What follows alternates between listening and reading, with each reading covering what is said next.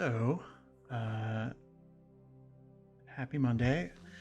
When last we left our fateful adventures, the Left Stars had met a familiar blue kobold who had tried to steal some food from your guys' camp a week before. But you left it to continue its exploits and continued your way onto the trade city of Mistral, finding it to be under an increased level of security. Plaques with a friendly exchange of coin with one of the guards, otherwise known as a bribe, heard that the town is currently experiencing a thieving problem of some kind, and on your way to your destination to deliver Aventyr's keg, Drada and Mouse did a little bit of thieving of their own, or more so that they did a little bit of resecuring cargo that had been confiscated by the brass spears from the tiefling Cassandra at the gates. You were able to retrieve the blood vials that she was not able to bring into the town, and you all rendezvoused at the Guilty Lady, the tavern that you needed to make a delivery to.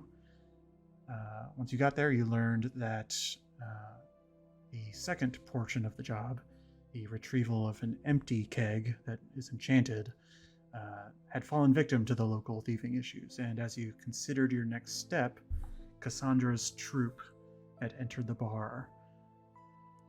They were greeted by Drada and Mouse, who handed over the blood vials, and as Cassandra sort of expressed her gratitude, a figure had approached from the back door of the building that you just met and happened to be Jerome, a figure you've not met before and whom you suspect might be in need of those blood vials. So, starting from there, I just wanted to go ahead and briefly describe Jerome. The only time that you've sort of seen him was with his hood up, but now as he stands over Mouse and Drada's shoulders, kind of meeting you at the corner of this table, you see a younger human-looking male, kind of with olive skin and kind of like gentle and warm for all intents and purposes, and sort of these auburn eyes, wearing this sort of like ragged brown cloak over him, and he, where we last left off in the game, he had looked down at Mouse and said, it's good to meet you. I don't think we've met before. And sort of like nods to Mouse, and then kind of looks over at Drada, nods to you as well. Cassandra sort of scoots over to give him room to sit. At this point, you guys are still standing on the perimeter of this table, looking in. And he says, friends of yours, Cassandra? And she says, just recent acquaintances. And she sort of looks to you as if on the off chance you want to introduce yourself. Yeah, we met recently. Drada, nice to meet you. Mouse. We happen to have come across some things you've lost, and either bring out or gesture towards. I don't remember if. Yeah, I don't Cassandra. remember who exactly has access. Cassandra Gesture towards the vials. stuffed them, like where a purse would go in a like under the table, and he says he kind of looks at her with some confusion, and she says, I'll catch you up later, but these are friends, of course. Hard to find these days. And he sort of like nods in appreciation and sort of says, well, I'm sure I'll get caught up to speed soon, but I appreciate you helping her out. Anything we can do, we are here. Just checking in with the other table really quick. The table which has Flint, Aesop, Clax, and Nal sitting down there. You're not really within earshot of this conversation, but you do sort of see that another individual has joined the table and some pleasantries have been exchanged. But what are you guys doing right now? Can I look and see if someone else happened to come into the building with him and is just like staying in the back or like not joining this conversation? I want to see if this Jerome guy is alone or if he brought someone. Sure. You can go and roll a perception check.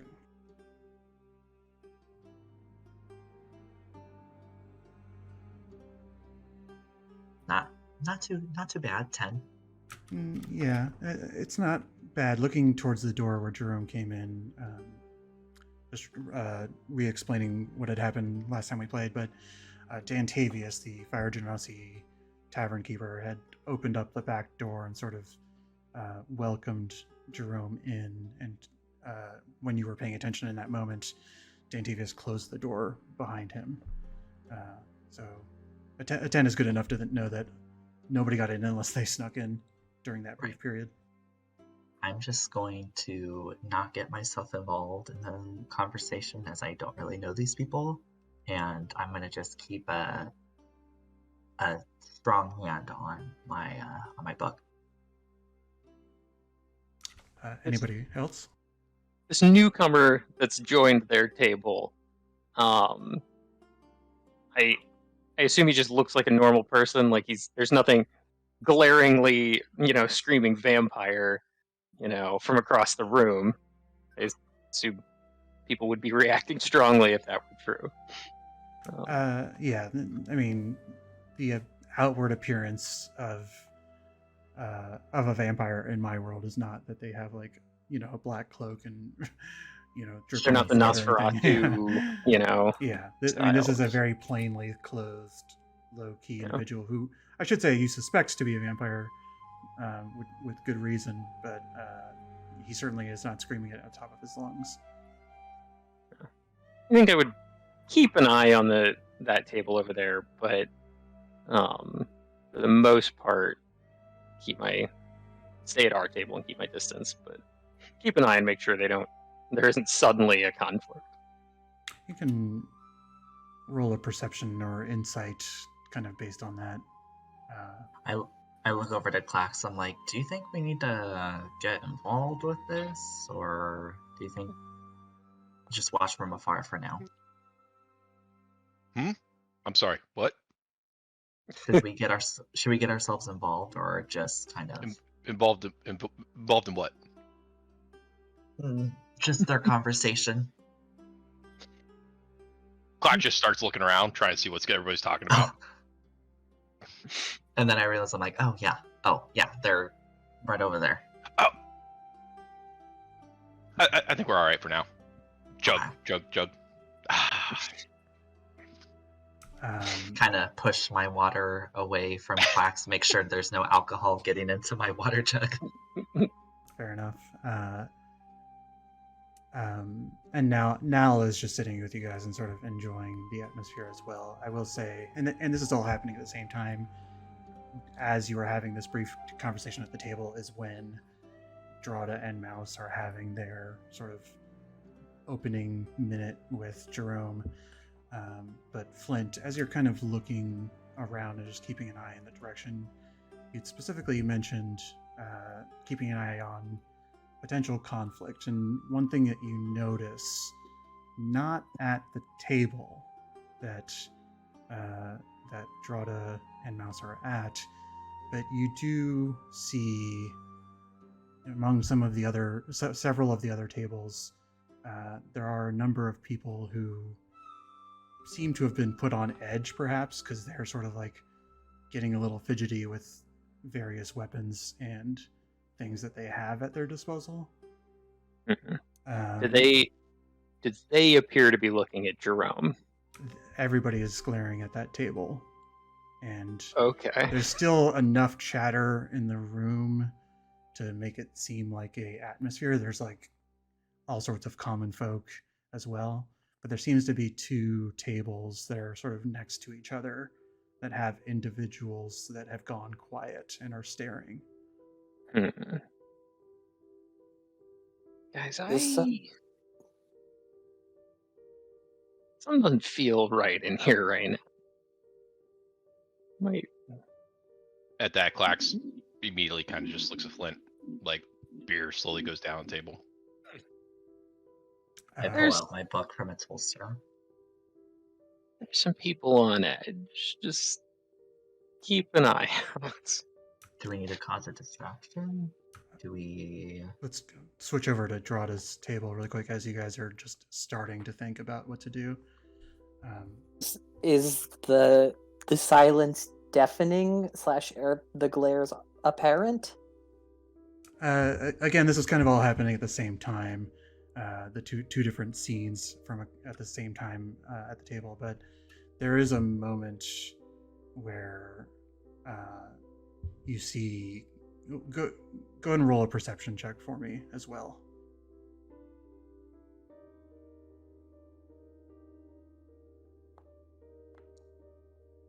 Oh, it was so close. Get these out of the way now.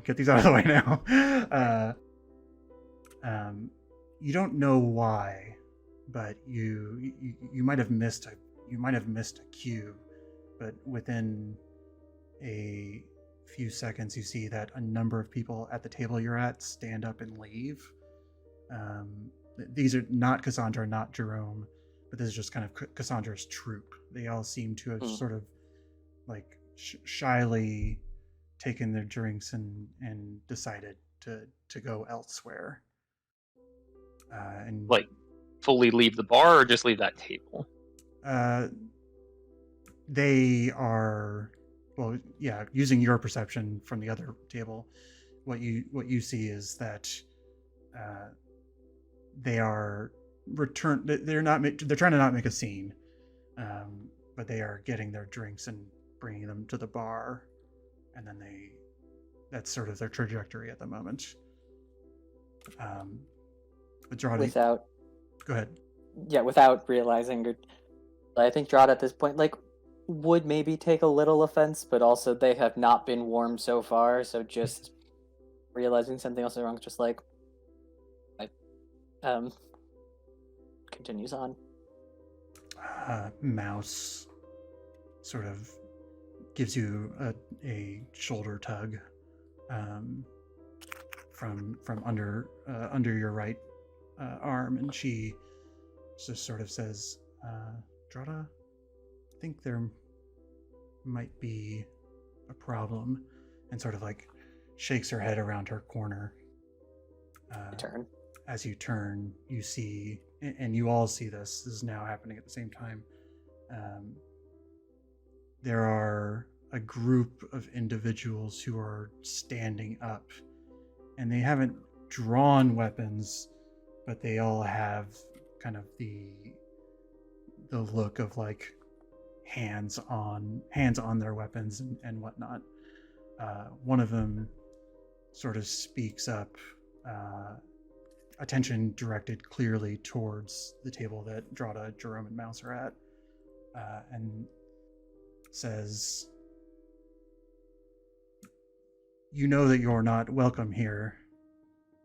I don't think somebody who's lived here as long as you have would not have taken the hint by now."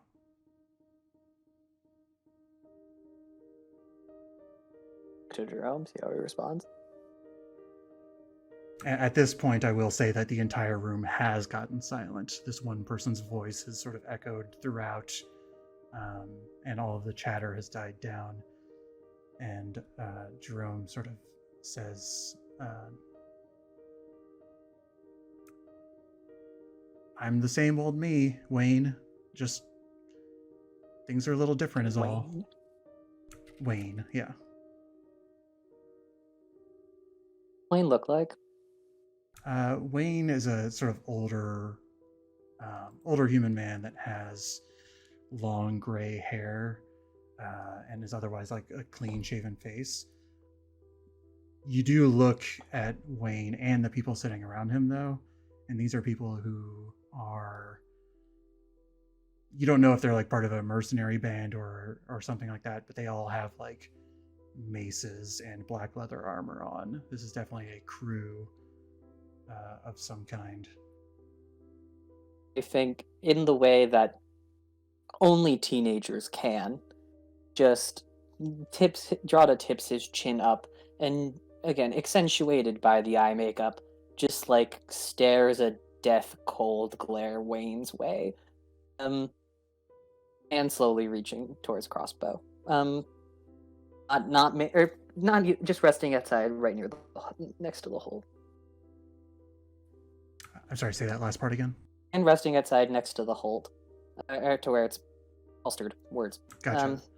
Gotcha. This is like a Western standoff of like who's gonna draw first sort of moment. In the background, like the ooh. Wah wah wah. With that, I think we'll cast a preemptive Hunter's Mark. I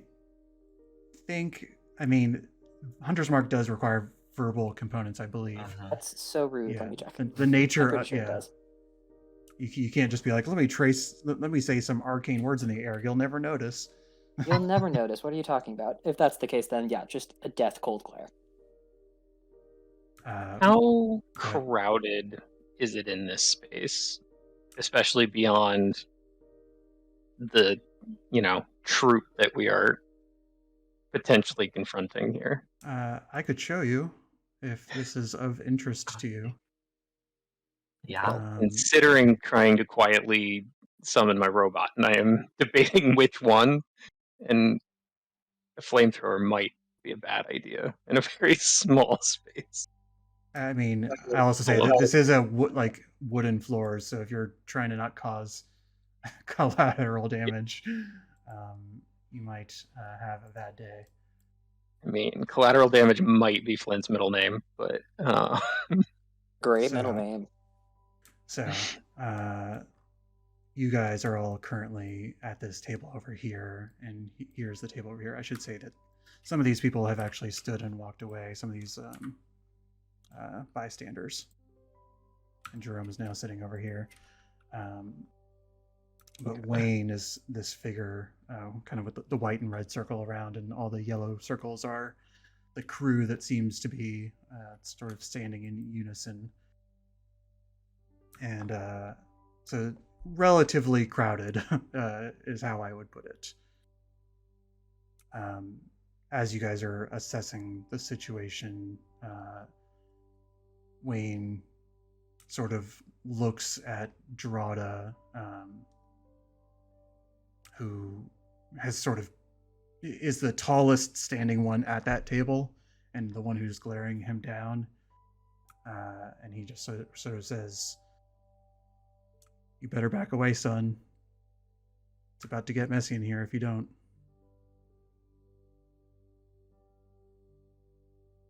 And I think in that instance, Drada shrugs, walks a bit over to one of the other vampires or one of the other folks at the table, gets down and is still almost as if to whisper something to them, and still looking at Wayne. And I think that whispering, if that can be a verbal component to a Hunter's Mark. So who are you? Are you whispering to Jerome? Now that you see the map, who are you sort of like? Oh, I have not pulled up a map. Ha ha ha. Oh. Let's see. I think I have brought you to the map in Foundry. Yes, you did. I just didn't have it pulled up. So Jerome is over here. I think I'd go to Jerome first. Ask just you good? How do you want to do this? How do you want to handle this?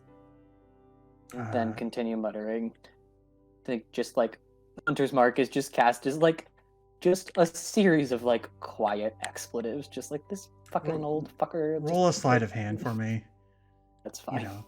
I don't really, some people think that spells have like particle effects. Oh, All right, again, get these out of the way.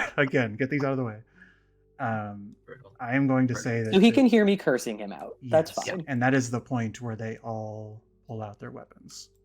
Great. So we're gonna go ahead and get an initiative really quick. Ooh. How do I do this again?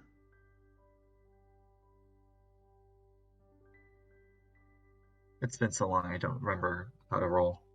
In the top, there should be a dice icon next to your name. Yeah, I saw. I roll for all the NPCs. Oh, I see a lot of high numbers That's in fun. there. I'm sorry, that's fun. Anytime you get a lot of dice on screen, it's fun. Alrighty. Well, apparently there's a tie between Nal and our good friend. Wayne. Nal, in this sort of moment, has kind of caught on to the concern as well. She's not sitting here twiddling her thumbs, but she has also. She sort of looks. She sort of is looking for approval at the table first and says, "Are we fighting? Do you need help?" I mean, don't put yourself in harm's way, but any help we can get, yeah.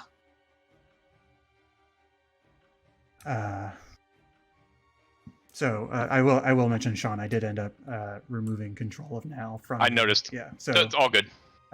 just for reasons that I thought about that I could tell you later. But All Nal, good. her instinct is to not be the one to strike first, but she does want to sort of have a presence here. And she sort of, as she walks up to folks, she sort of growls in the general direction of the Wayne's tables. It doesn't seem to put them off, but she is functionally readying an action. Wayne, who doesn't care about that at all, he pulls out a great axe that is slung on his back and sort of like kicks over one of the chairs that he's at. And his instinct is probably to, honestly, probably the person who's taunting him is to come up and just have some fun with Drada. Fun.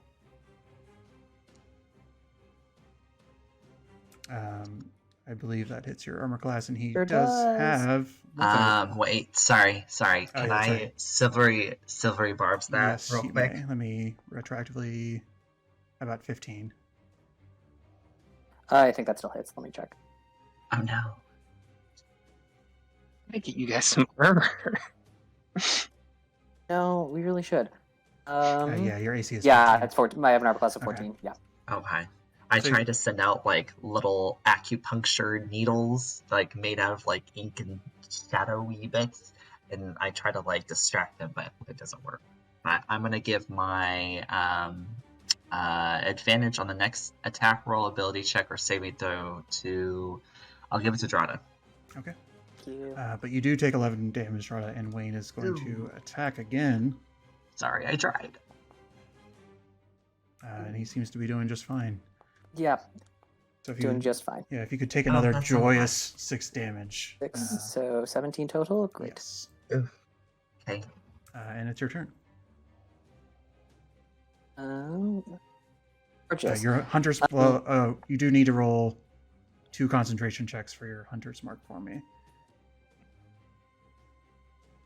Great. or Constitution saving throws.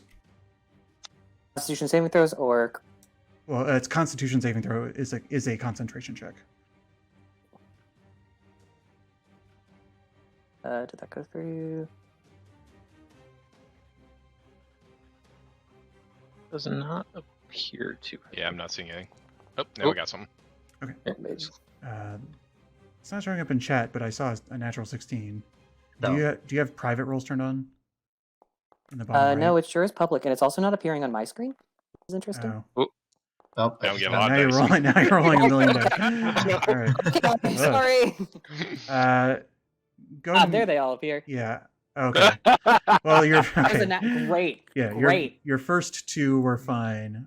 So Yeah. you do manage to maintain concentration as I delete these extra rolls. But go ahead. Thank you. how funny. Okay, great. So many So, concentration checks. thanks to our lovely crossbow expert feat, don't have disadvantage firing at point blank range, Wow. which is delightful. So 4 crossbow bolts are sure about to be fired in quick succession. Oh no. Is it?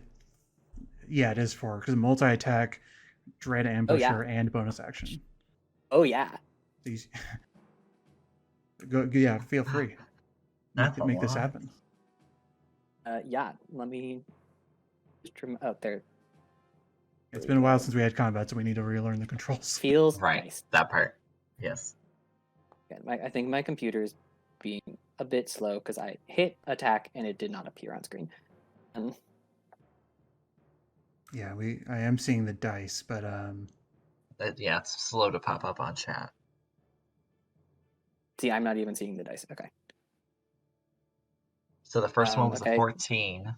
yeah, But with it, the first attack is with advantage, so that's actually just one attack. That's a 19. yeah. So the Okay. 19 does hit. Would it make more sense just to do all 4 attacks first and then calculate damage after? If you are just unloading into one person, then sure, yeah. Absolutely, I meant just unloading into one person.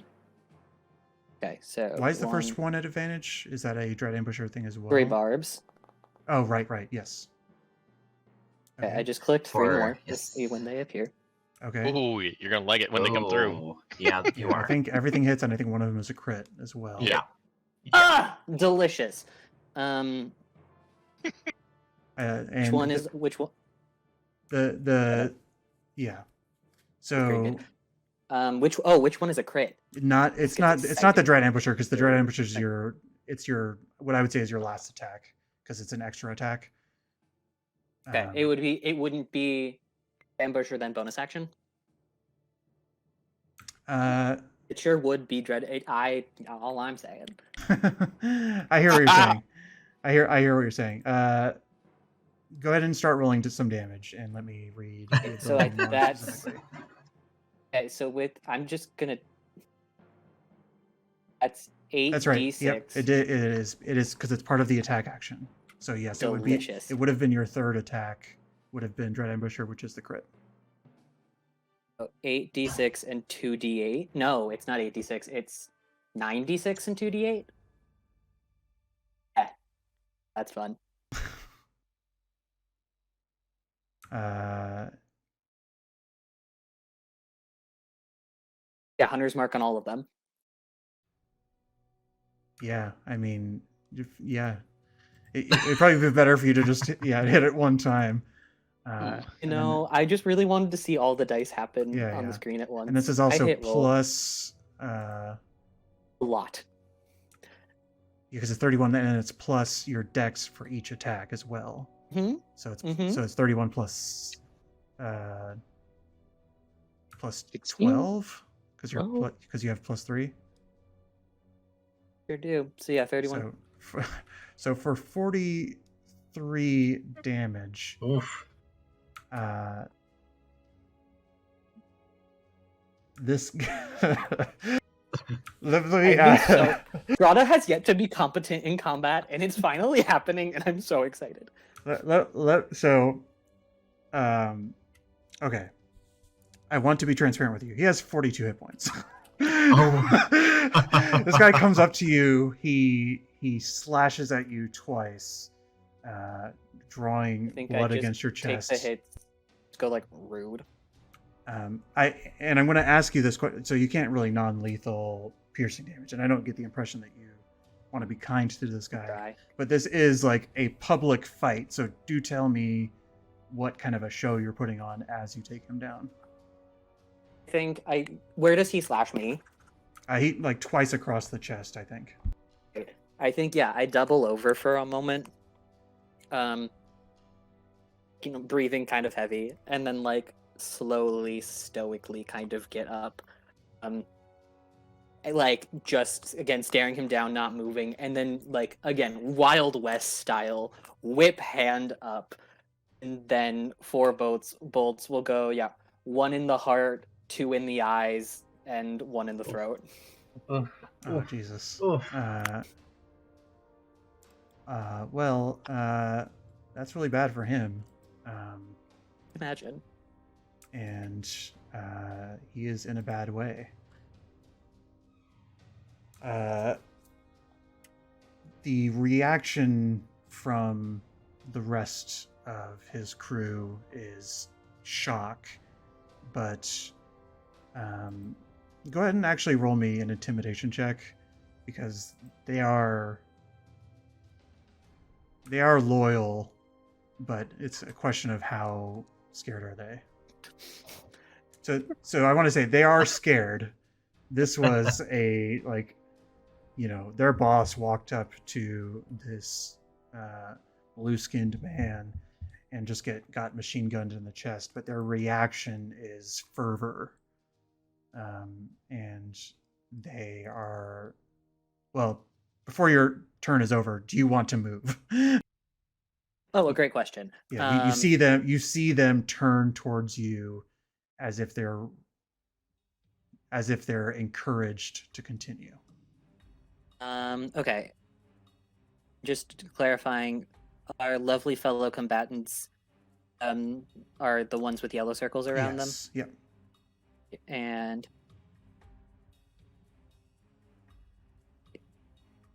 at our table, okay, kind of across from us. I think, honestly, no, I don't think I move. Okay. Yeah, I think I want to stay near this party of the folks. I do not know if they need help or not, but I'd want to stay near them. Well, this does create an opening for them to come after you, and so they will. That's fine. I mean, this I one might is go gonna- down, but it was worth it. Yep. As another 8 damage to you as this one swings, and this one actually has multi-attack as well, but the second attack is a miss. This one comes, it's going to just enjoy standing on the same space as his person. They do have pack tactics, so this is now an advantage. But this first attack is a miss, and the second attack is a hit for a joyous 4 more damage. These first 2 have approached you, but Cassandra is now sort of like, she looks to be concerned still, and you hear from behind you, Drada, and Mouse hears this too, of we have to get out of here. And she sort of tugs at Jerome's sleeve, and she's functionally taking the disengage action to get out through these folks. However, these people are most upset at Drada and wants to make you suffer at the moment. So I'm trying to... Yep, he has enough movement to get here.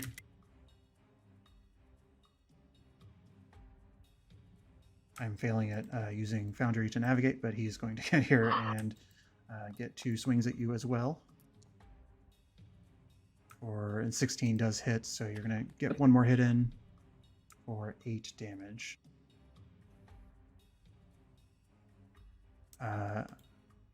How's Drada doing? 2 hit points. The one in the back, they end up sort of stepping into a position and pulling out a heavy crossbow. But they... At this moment, the area around you is getting crowded, and it's a matter of, like, should I take a shot at you or should I take a shot at their target? So I'm actually going to see what that is. They've decided to take a shot at Jerome. and they are able to hit him.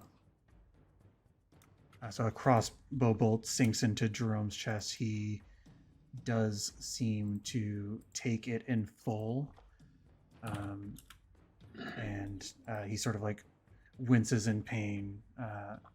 But that it was a shot that would kill a normal person. So he certainly still has some oomph in him. And then there's just another one who it's too crowded to really get and do. I don't think they would really go over attack Mouse at this point because they haven't really recognized her as a threat yet. So this guy's just going to get in there. Where is Mouse in the initiative? Or are we just not running her today? Oh, I forgot to roll her because sorry. That's fine. Okay, she should be in there. Okay, she should have actually acted already. It appears. But the guy attacks Jerome with a mace. His first attack misses. Second attack misses too, because that shouldn't have been it with advantage. So I'll just take both of those. Rewinding to Mouse's turn, because she got skipped.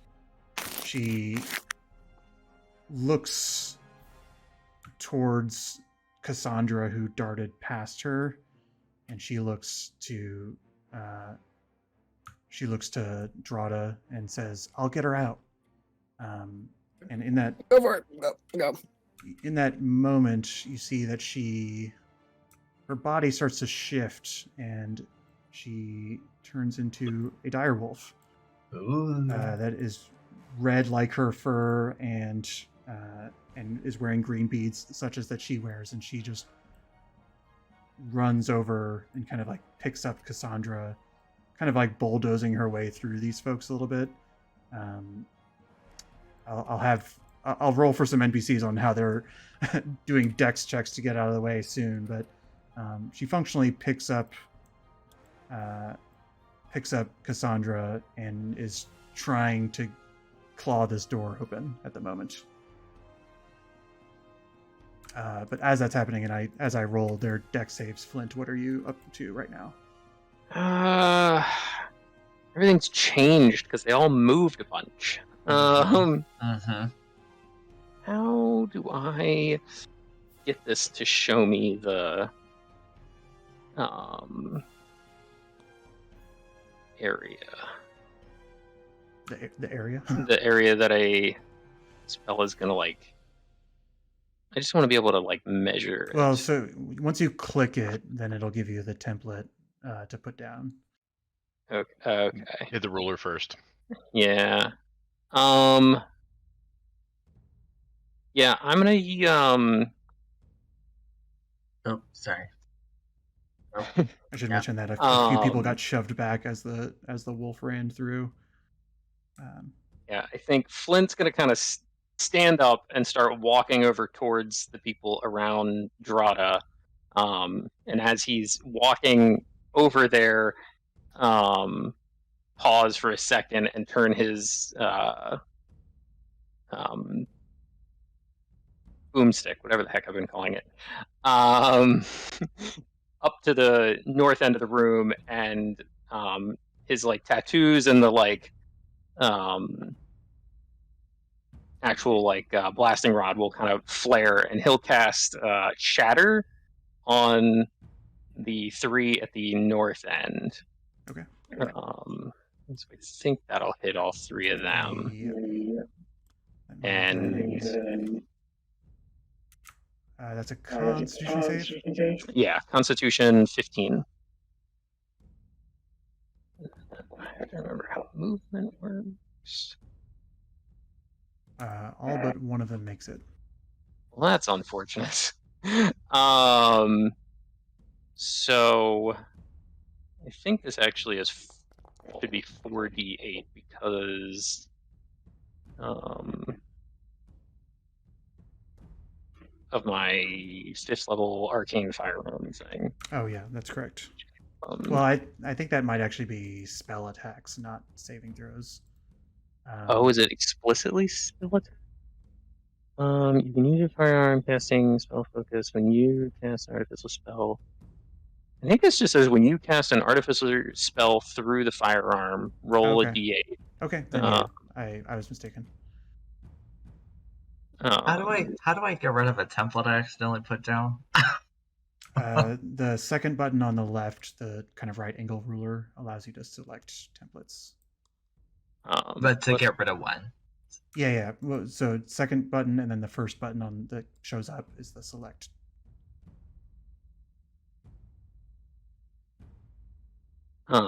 So I, regardless, I'll get rid of it if you need me to. Yeah, I'm struggling. Sorry. 13 damage. Okay. So 2 of them only take 6. And then I'm gonna move. Yeah, I'm gonna move forward. If I can remember how this all works. Go ahead and roll me an additional d4 as the table that they're standing next to also shatters. Fair. Yeah, lots of loud noises and things exploding. Yeah. Right. So they get pelleted with a little bit of shrapnel from that. Is that a keg in the corner? Yeah, I think it's probably a little sturdier than the table. Fair. Yeah, and I'm gonna roll up to this guy, hoisting my shield, and that's it. Okay. One of these figures who just kind of got a little messed up by that is she seems to sort of still be favoring the mace in this moment, and she starts to run towards Flint. Because of pack tactics, these are at advantage. I accidentally did disadvantage, but does a 19 hit? Yes. Okay. And an 18 also hits. 18 ties, yeah. I'm gonna silvery barbs that last hit. It hasn't been your turn yet, so you haven't gotten your reaction back. Yeah. Learning combat again. Okay, good. For an additional 3 damage. All right, how much did I take in total in here? 10. Just 10? 10, yeah. Jerome sees Cassandra running away, and you see in this he's sort of like backed into a corner right now. He kind of claps Dorada on the shoulder and says, "I'm sorry, I have to get her out." And then you see him do kind of like some crazy parkour that goes up against this wall. He sort of just starts to like walk on, like he's running, but he sort of starts to walk across it and sort of lifts himself onto the ceiling until he reaches the other side of the barrel. Just sort of like, he can functionally walk on walls is what you're watching him do, but he's running away and crossing the threshold of the barrel in an effort to sort of catch up to Cassandra without getting through the mess of tables and whatnot. I'm going to measure out his movement trajectory, but he, without issue, because he actually has a little bit more movement than others, he is going to be able to open the door and get out of here, but he does take a couple of attacks of opportunity on the way, as 2 of the people are ones that he passes by. So he's going to suffer 1 more hit, but he does end up being able to open the door and gets out and sort of is trying to tug at the mouse wolf from the outside. Now, Aesop, it's your turn. Getting a little crowded in here. Yes, it is. I'm going to... Oh, crap. I don't think I can get over to you. Hold on. I gotta measure something out. Hopefully I won't totally, mess anything up. Oh god, I need to learn how to use these templates. I need just a line, like a measurement line.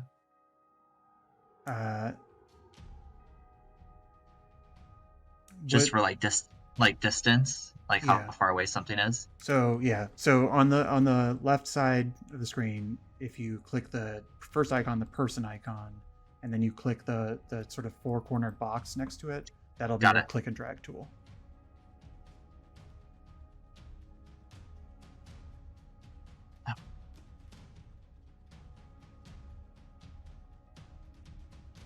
Oh, crap, it is getting crowded over there. Alright. I think I am going to... I need to see... Okay. I'm going to Misty Step as my bonus action over to the space right behind Wayne. So let me put that in chat so you guys can see that. And then I'm going to move... It's 29 feet, so I'm just going to move over that way. And then still staying within his melee range, so I don't get an attack of opportunity from him, but I will from the other guard, if you want to call it. You don't get attack of opportunity for stepping into somebody's space, but for stepping out of it. So I'm going to step out of it right now, out of the other guard. So I'm going to move right here. Oh, I think gotcha. that's just a. No, I see Oh, what you're okay, saying. gotcha. Okay, yeah. Okay. So one of these guys does get a swing at you, and does a 12 hit you? My AC is pretty low. It does. Oops, that was the wrong die, so ignore that second roll. But Oof. you take a Oh. you take 8 damage. Yeah. Okay. Let me just minus that. And then, since I'm next to Drada, I'm going to, for my actual action, cast Cure Wounds. Okay. No, you can't do that, unfortunately. So. Oh, it has to be a cantrip, right? Yeah. Yes. Okay. Then for my action, I guess I'm gonna try to get rid of the main threat in front of me, and I'll cast Sticker Flame at Wayne in front of me. Wayne's dead.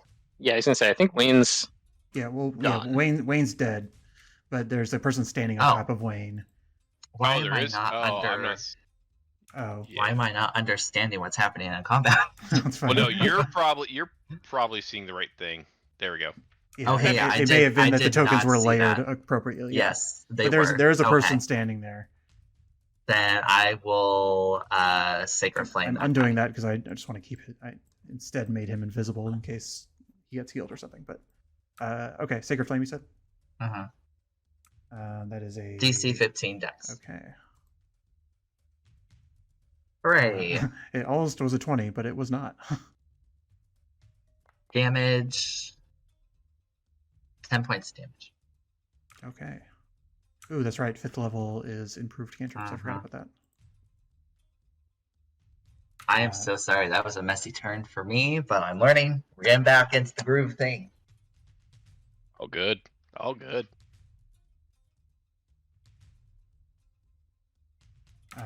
Okay. Is that the end of your turn? Yes. Okay. Clax, you're up. Right. I'm going to move 5, 10, 15, 20 to here. I'm going to then, as my Sorry, action, I'm going to I'm just fixing something, but go ahead. Okay. I'm changing my.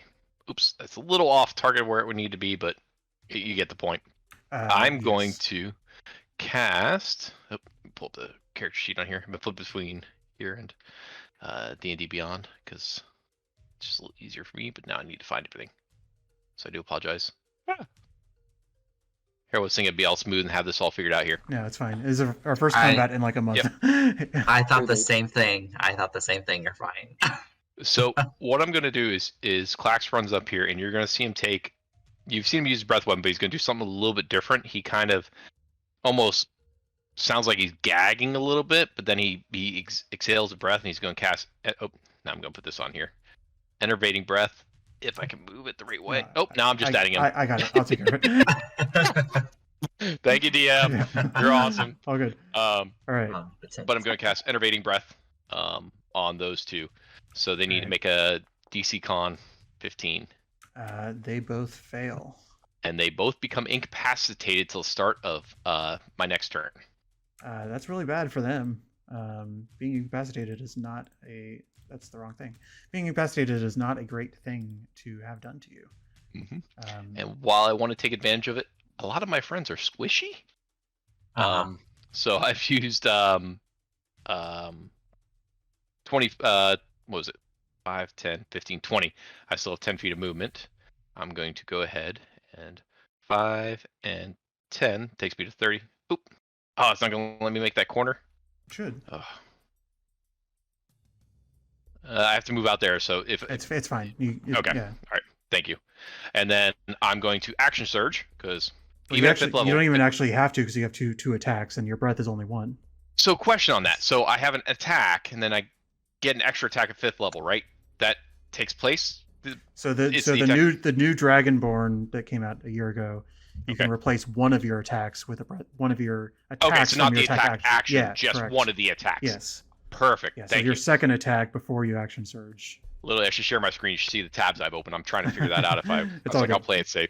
All right, so then I'm going to go ahead and swing at the guy who just hit just hit with Sacred Flame. Okay. And so is Sacred Flame that gets the nope. Okay. That's Guiding Bolt. Thank you. But I will go ahead and attack with my battle axe. Does a 18 hit? It does. Okay. And I will strike for 10 slashing. That is pretty significant. This person is in a bad way, but is still up. And I'm remembering that your axe is infused at the moment. Flint, is there any because this is your artificer infusion, does this have a particular look about it? I imagine it's similar to his the same kind of tattoos he has and what goes on the blasting rod, like this sort of angular circuitry kind of look to it that glows a little bit. Maybe when he's actively using it, not all the time, but a little bit of that energy is just sort of coursing through the axe. But it is still your turn, Glax. I will now action surge, and I will no. Sorry, been a while. I don't get movement again. I just get actions again. Correct? Yes, correct. So I will first take my first attack at the same target I just hit before. And that is, it's not as good. 13? 13 hits. These guys are not wearing, these guys are wearing just standard leather armor. 9 slashing. And that will bring this guy down as he collapses onto Wayne's body. In about the same on space. Wayne's body. Then with my second attack, I will attack the one to the left on this as the screen goes. Mm-hmm. Well, Nat 20. Yeah. There you go. Woo! Not great, but 13 it looks like. Yeah, 13 is not that bad. And that is my turn. Yep, she did not enjoy that either. This person is incapacitated. That is so good for an area of effect. as part of a attack too. That's. And I don't think I did a good job of explaining it, but when he coughed, I picture almost a not a smoke, because again it's a different type of breath weapon, but I picture almost a transient fluid tar almost type thing that kind of compasses and covers them, and then they start choking and gagging and becoming incapacitated, but it dissipates quickly. It's not a sit there for a while. I've been thinking about that one for a while, so I just wanted to make sure I got that out there. Very good. Nal is getting a sense of the situation and sees that you guys are just going full ham at this point, and she's just going to get in there and get her own licks in with a... Love. And she herself is going to enjoy the sneak attack from this as well. I'm just going to roll the sneak attack twice because it's not part of the... so she gets 19 damage in and just completely... sinks her daggers into this person and she sort of sinks her daggers into this person and then like throws them to the floor, and then is sort of looking at Clax with a look of concern on her face. And We'll worry about it later. I should mention, because I didn't give turns to all these random commenters, but they are certainly like backing up and sort of afraid of the situation. People would probably be trying to claw their own way out of the door, except there's just a giant wolf in front of it. But Nell nods to you, shaking off that momentary concern, and she's gonna stay over here for now. But Did she drop that? Did she drop that? Yeah, she dropped. Okay. Yeah, that's right. Let me. Oh, so fun. Okay, so Drada's in a state. Quickly looking around. Okay, DM, please let me know if I can or can't do this. I would love to take the disengage action. You can do that. Specifically, you can. Wow. The question I have. I sure noticed there's a table behind me. I would love to throw my body under said table. To use the table and chairs as some sort of cover. So you certainly can. The problem, so I'm just letting you know what the consequences of that will be, is that you can disengage, no problems at all, but by being prone, people get advantage on attacking you with melee weapons. So you're going to have to decide whether that offsets the cover. Yeah, like the 2 or Even 3 if it's AC. crouching, would that be? Would you consider crouching prone in that case? Yes. Then? Yeah. Okay. Because you're at bad footing is kind of what I consider prone. Sure. Okay. You do it. I mean, you do have with disengage. You can just move anywhere in this room. Can it's a distance checking. With disengage, I am going to book it towards Big Mouse Direwolf friend. Okay, you can't move through enemies. No, I sure like can't. that, You're yeah. right. Again, it's been a hot minute. No, yeah, y'all. it's fine. Always learning. Yeah, you can move Always through. You can move learning. through allies, especially small allies, without any trouble. Great.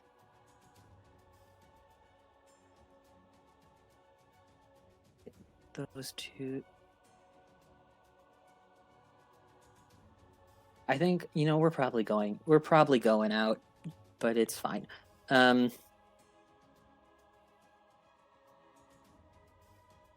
guess then, yeah, I would.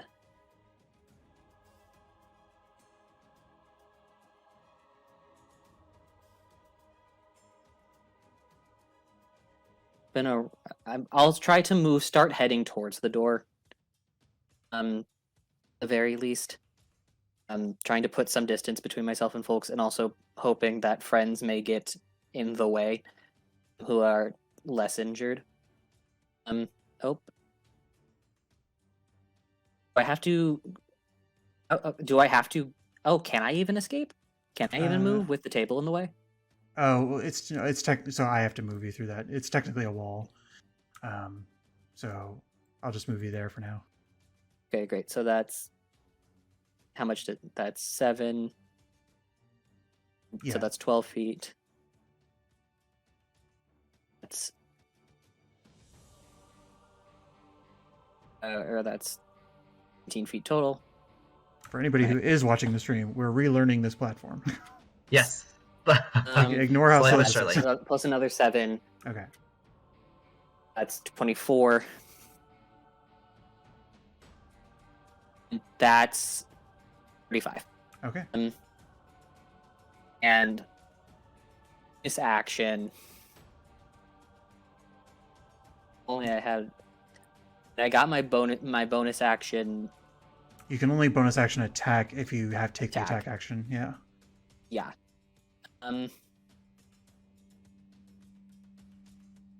And let me just do I'll bonus action attack this lovely fellow over in the corner. Well, you can't attack unless you can't bonus action attack unless you take the attack action, and you took the disengage action. Oh, I see what you're saying. Yeah. That's Now so you're still fine, then maintaining I am- concentration on bonus mark on hunter's mark, so you can bonus action to Sure, could switch my hunter's retag. mark. Yeah, that would be Yeah. the thing to do. I'll switch my hunter's mark to the closest figure, Okay. to the figure who is currently one south of Wayne's corpse. Yeah. You can hold left click to ping, just so you know, but I got it. Okay. I'm trying to figure out how to put. There it is. Okay. These individuals sort of see you scurry away. They had actually already used their reaction, so. However, there's sort of like a process of morale at the moment for these people who have been decimated quite quickly in the scope of 12 seconds. Yeah. But this one seems to be a little wiser at the very least, and her reaction is actually to try and get out of here. She's going to come up here. She would provoke an attack of opportunity from Aesop if you would want to spend your reaction on swiping at her. No. Okay. And she's going to slam her mace into the window.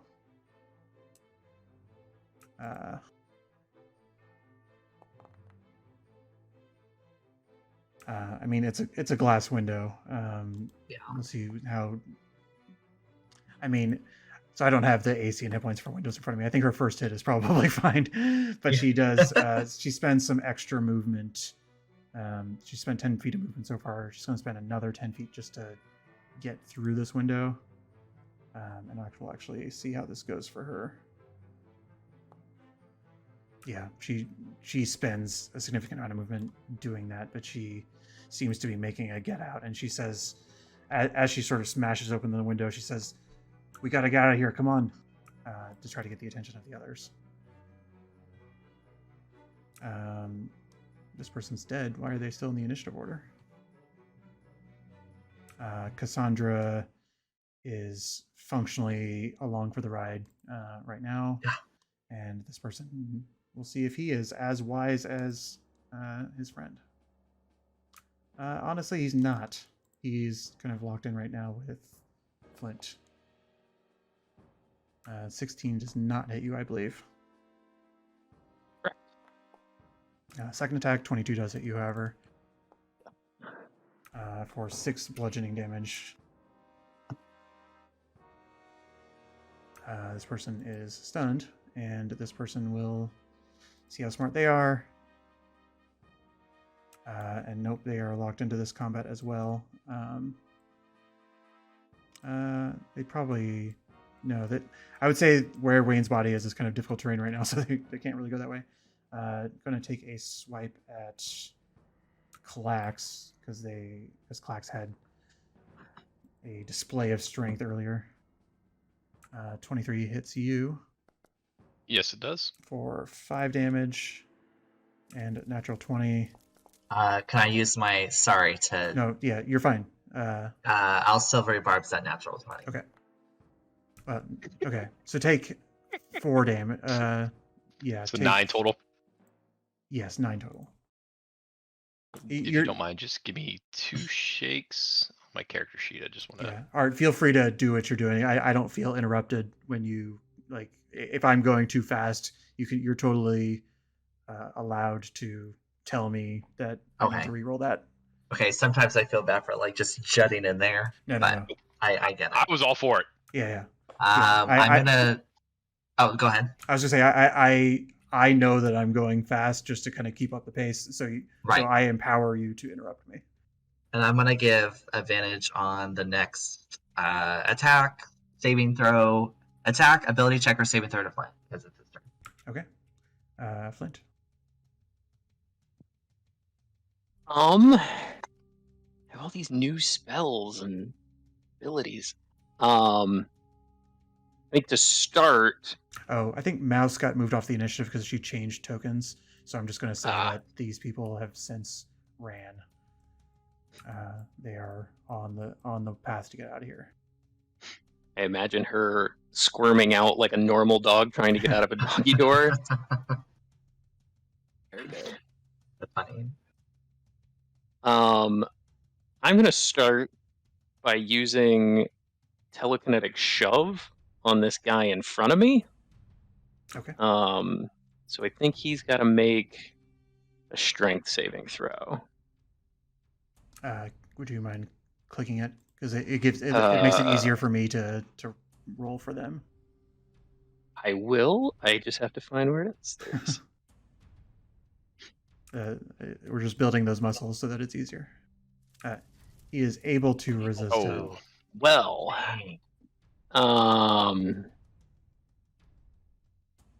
He kind of just like Hmm. looks down at you and grabs his mace a little bit harder. This guy is still fresh. Yeah. I wasn't even going to attack this one. I was going to attack the guy that was attacking Aesop. But now it's all disadvantage. I'll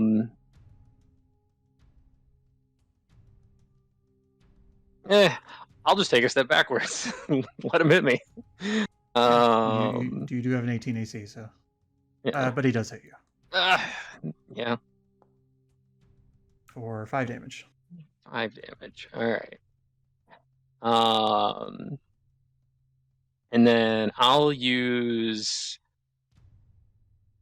Scorching Ray on the guy north of Aesop. All 3 blasts? That's a fair question. Is he healthy looking? Has he been hit at all? He has not been hit yet. They're both fresh. Yeah, I'll send 2 towards him and 1 towards. Nah, I'll just send all 3 towards the top guy. Try and get 1 person off the board. Okay. The first attack is with advantage, so if you shift click the attack, it should give the advantage. I'm unclear, honestly, how this will. Yeah, I actually don't know. All right, so I'll make that with advantage, which, jeez. Oh no. And then I guess I just can repeat the roll. Yeah, I guess. Yeah, I don't want to. If it's going to eat your 3 spell slots for you, I don't know how the software works, but second one does hit. Well, I don't have any more. Like, this is my Okay. second level spell slot. So, all right, cool. So 2 of them hit. And then I think 1 of them gets an extra D8. Is my understanding. Yes. How. I was like, how do you read those dice? Oh, I don't. They just look cool. So not as much damage as I was hoping for, but 18, not bad. Yeah, it does sort of. It doesn't shove him out of the space, but he does sort of get thrown back slightly by it, and his leather is now sort of burned at the edges, and he looks both upset and scared. Here. That's my turn. I will stay here. Okay. Jerome's turn. He looks back. I don't necessarily know that any of your characters are looking at the door, but Jerome does take a pause to look back and sort of. He pauses for just a minute, but he does end up sort of leaving. Bringing it to Klax's turn. Oh, you skipped over me. I did, yes. Bringing it to Aesop's turn. Just kidding. Okay. I just quickly look over to Klax and I'm like, I think we need to incapacitate one to question him, and I'm gonna bring out my longsword and just take a whack at the guy in front of me. Okay.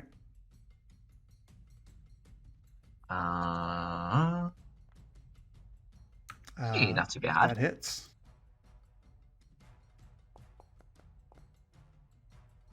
5 points Alright. of damage. He is looking bad. He actually probably looks like he can only take one more hit. He is still up.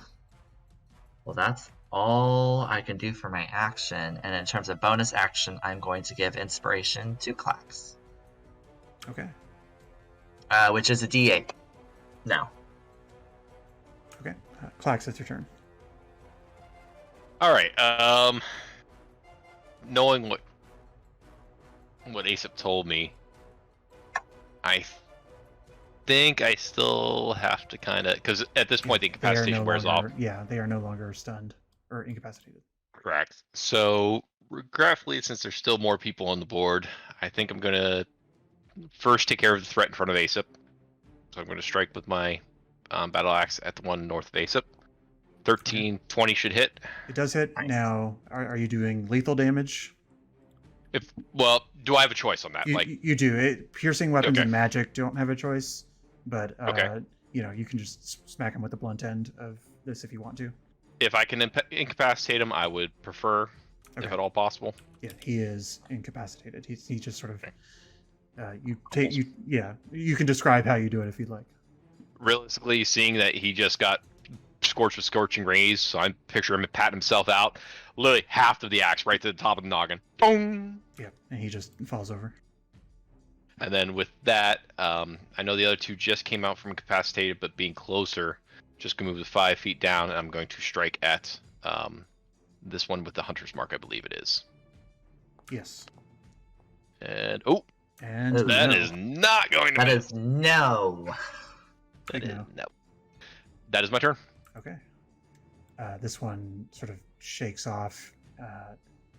They're blinking their eyes and assessing the shift in the battlefield over the last seconds. They didn't really see what happened as they had been hit by your breath weapon. But she's just kind of like, shit, and she's loading the crossbow. And I'm honestly not sure who she would fire at, so I'm going to give it the old... Maybe the person who gave him a breath weapon that knocked him out. I mean, yeah, except that she might not recognize what Yeah, happened.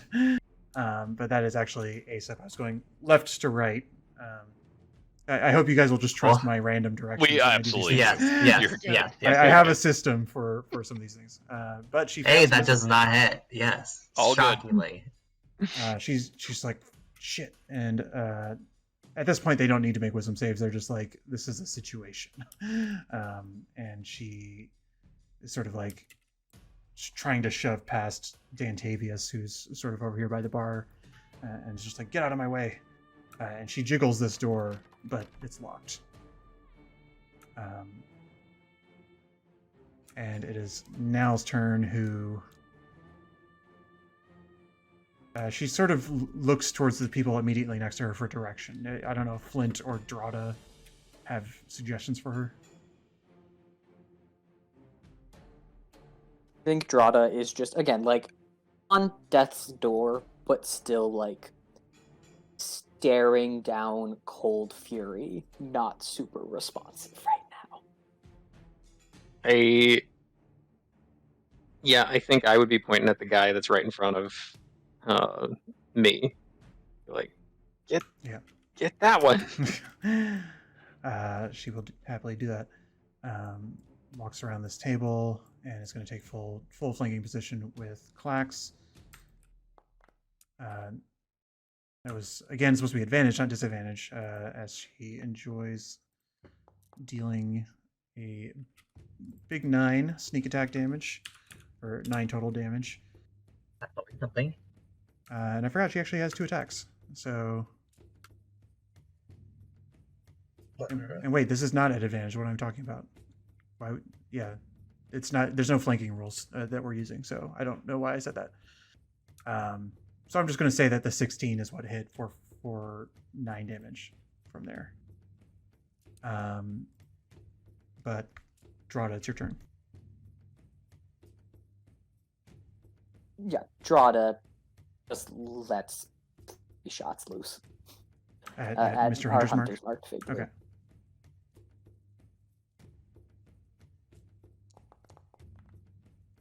Great. 11 does hit. That Oh, is their Okay. 11 is their AC.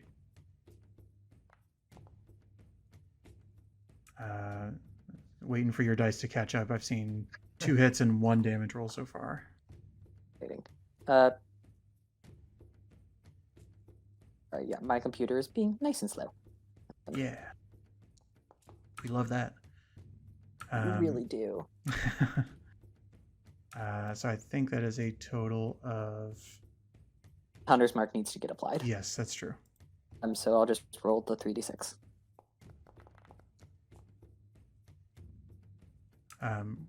Third attack, I saw a natural 2, so that's not going to hit when it comes up. 2d6. While we wait for the dice to show up, do you want to go ahead and move? I think I'm moving. I'm staying in the room, but heading in the direction of the folks who have left. I think I'm like standing right by the door. Okay. You do still have a third attack, by the way. Did not go through. Oh, sorry. Oh, yeah. I thought it went through and it did not.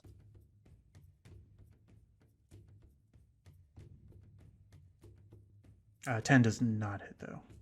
Right. Oh, yeah, it just came through. Okay. So you're standing in front of the door?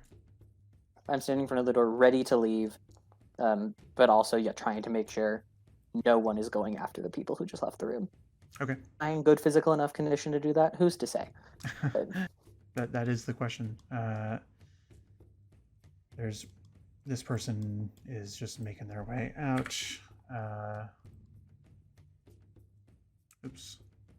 Seems when I delete tokens that bad things happen. Anyway, person who is surrounded by Clax and Nell. The truth is that his egress points are either the window that his friend escaped or Gerada, and so he's probably going to go for the window. So he's going to enjoy attacks of opportunity from all 3 of you as he tries to make his way out. Disengage for this guy. How's he looking? He's healthy enough. I rolled a natural 20 on my attack of opportunity. There you go. Yeah, he did not disengage, so you guys get this in.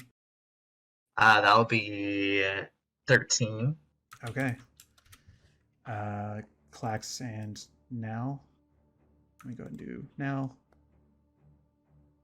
She's going to enjoy a hit as well. But Clax, do you want to take a hit?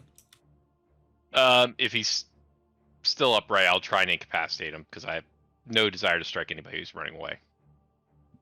He is still up. Yeah, as he's stepping in. Say again. Would Nal get sneak attack? So I don't really know. I know that you can get it on reactions, but I think because I guess he stepped into range with Aesop. So yes, I suppose that's true. I don't really know when that prerequisite kicks in, so.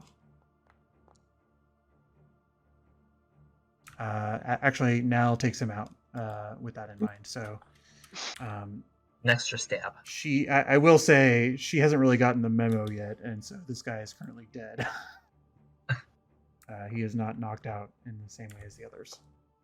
Yeah, to be clear, just for role-playing character stuff, I am not trying to do like super lethal damage. I am just trying to use the blunt edge of my weapon whenever I use it to try to do incapacitation. Yeah, I think that it might be shocking to Aesop when you get this amazing hit in, and you were just the first to strike, right?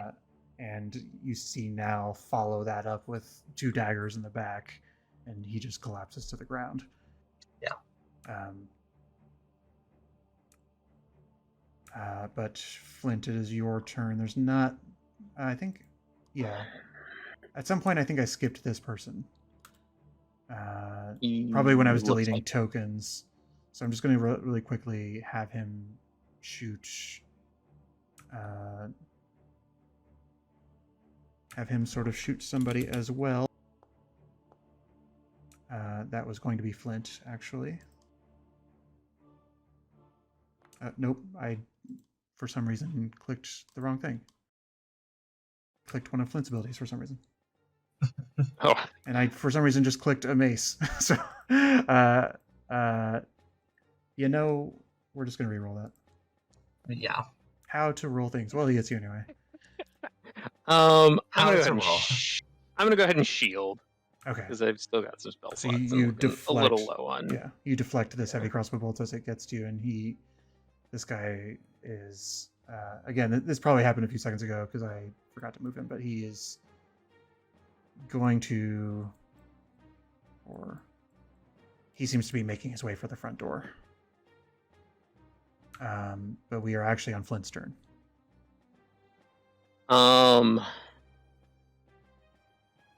I think Flint is gonna move to here. Ooh, why did that not work? The attempt collides with at least one wall. All right, we'll go this way. And it's just going to kind of watch these two remaining live people and just say, I suggest you leave, and will hold his action to shoot his firebolt at either of them if they attack anybody. Okay. Well, this one's unconscious, but you're talking to the two here and here. Oh, that one's unconscious? Okay. Yes. Then those two. Yeah, gotcha. Okay. Aesop. So I am going to. Hold on. I am Actually, not going to miss. I'll give Flint a either intimidation or persuasion. I'm not great at either of these, but I think he thinks he's trying to be intimidating. Hey, I mean, Ooh, Wow. so you I'll go. say, Aesop, before you take your turn, you see that they lower their weapons, but they're still looking to run. So you get the Right. impression that they're not going to aggress unless they have to. Right. Seeing that and kind of giving a pretty solid look to Flint, seeing the situation that might happen at the front door with Drada, I'm going to take my full movement, make sure that I have the right movement. Yes, I have 30, and I measured out to get to here, which is 29. If it will let me move, it won't. See? Do I need to slowly work my way there? I think I do. That's fine. Okay. So just looking, I'm not even looking at the guy who's trying to get to the front door, but I'm gonna just look at Gerada and be like, let them go. And I'm gonna cast Cure Wounds on Gerada. Let's see, I'll do it at, I'll do it at 3rd level. Oh, I'm the being big spells. pampered. Off. Not bad. Get 18. Oh, you. And I'm just What like, does it look like I'm for you to cast Cure Wounds?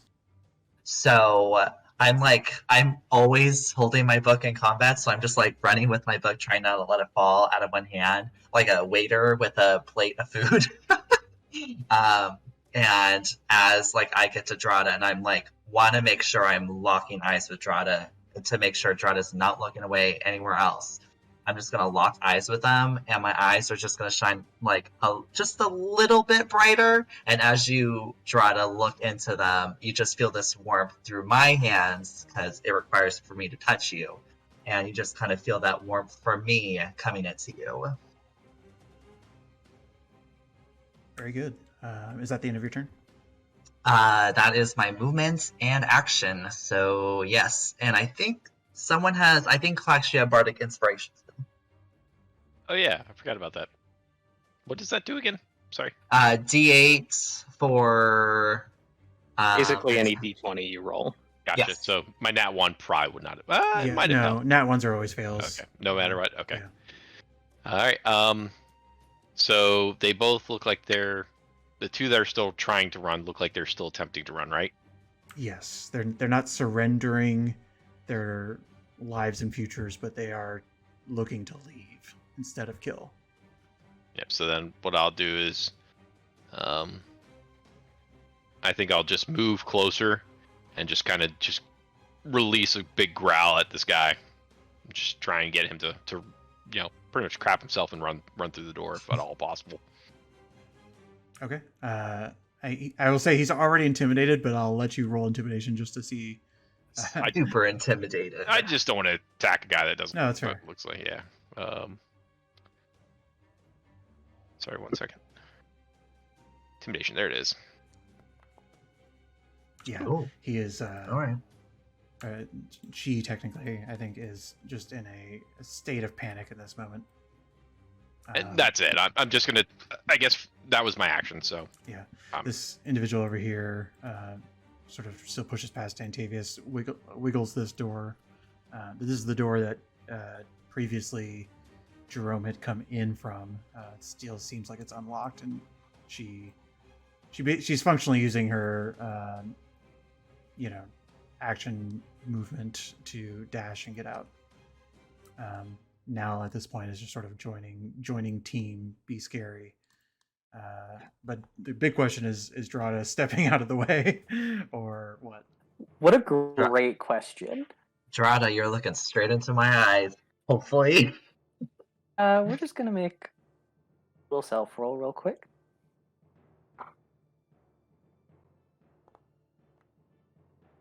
I love the question mark dice that Foundry gives you.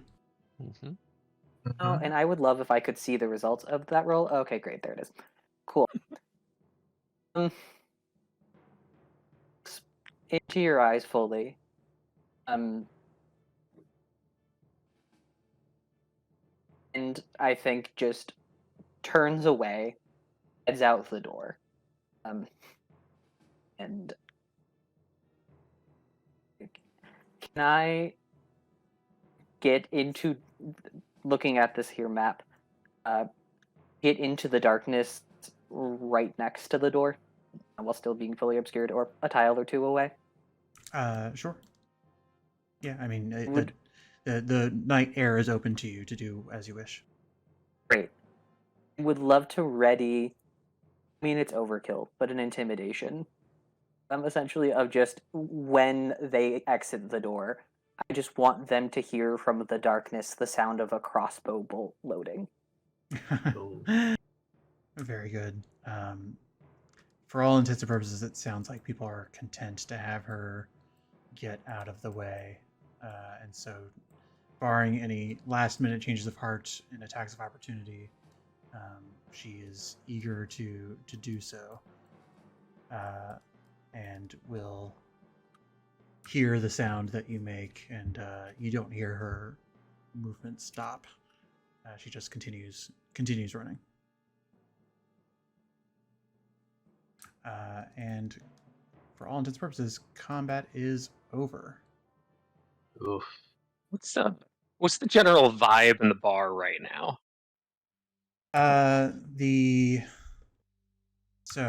The immediate sort of response is, people surveying whether or not there is any present danger. People weren't really able to safely get out, but nobody seems hurt other than the people who are definitely dead and the person who is definitely unconscious. So there's just sort of like, there's just sort of a matter of people are sort of huddled behind various furniture at the moment, and I was gonna say, do people revere us as bad guys or the heroes in this situation? Gotcha. Or you can roll an insight check for that.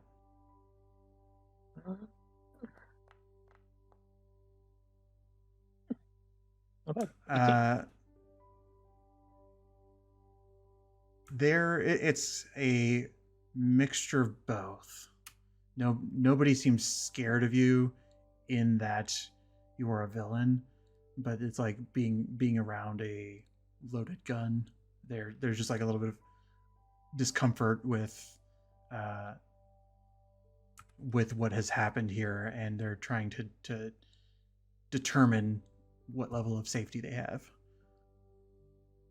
I kind of shout out to Clax and Flint. I'm like, y'all have any rope? You need to make sure this guy doesn't leave. Yeah, let I me. mean, are we staying here? I mean, I don't know. We Well, may here, need to well- like. Yeah, while he's rather than going to my bag, I'll walk over to Dantavius. And Yeah, at some point he was going to step out and be the brave one to figure out what the fuck is going on. So I think Flint would pretty immediately start trying to go through that leader guy's pockets and figure out who the heck these guys are or something. In his mind, we have to leave quick, so he's just trying to quickly go through that in case they do. DM, can I roll a d20? You may. It feels right. It does feel right. Thanks. Feels right, sure, yeah. I just roll dice for no reason. Oh. Yeah, I'm good. Oh, When would you have rolled this d20 precisely? Like after you've had a second? Yeah, I think it's as the adrenaline is wearing off and as I see the person running away.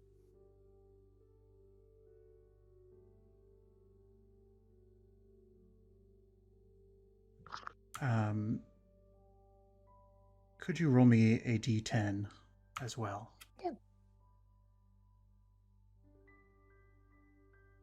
exactly. D10, why? I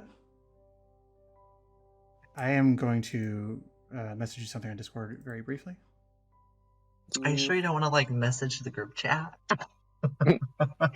Well, yeah. No, this is the thing. 20 and then a D10. I- Yeah, I have no idea mechanically what these things are. I'm too focused on this guy who's unconscious, so I don't know what's going on behind me. I mean, Drada's off being invisible. While Drada considers his next moves, Clax, you walk up to Dantavius.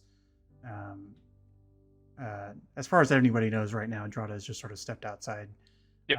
But Dantavius says, when I said Friends of Aventir were welcome, I didn't think you would. He sort of points at the destroyed, shattered table next to him and sort of the carnage and says, I'm glad you guys are all right, but what the hell? Again, sorry. Did not mean for anything to play out this way. You had a threat that was coming in. Our members chose a side. I don't regret it. So what do you need to make it whole, and what do we need to get out of here without causing too much undue hardship for you, but we are not going to deal with the city guard?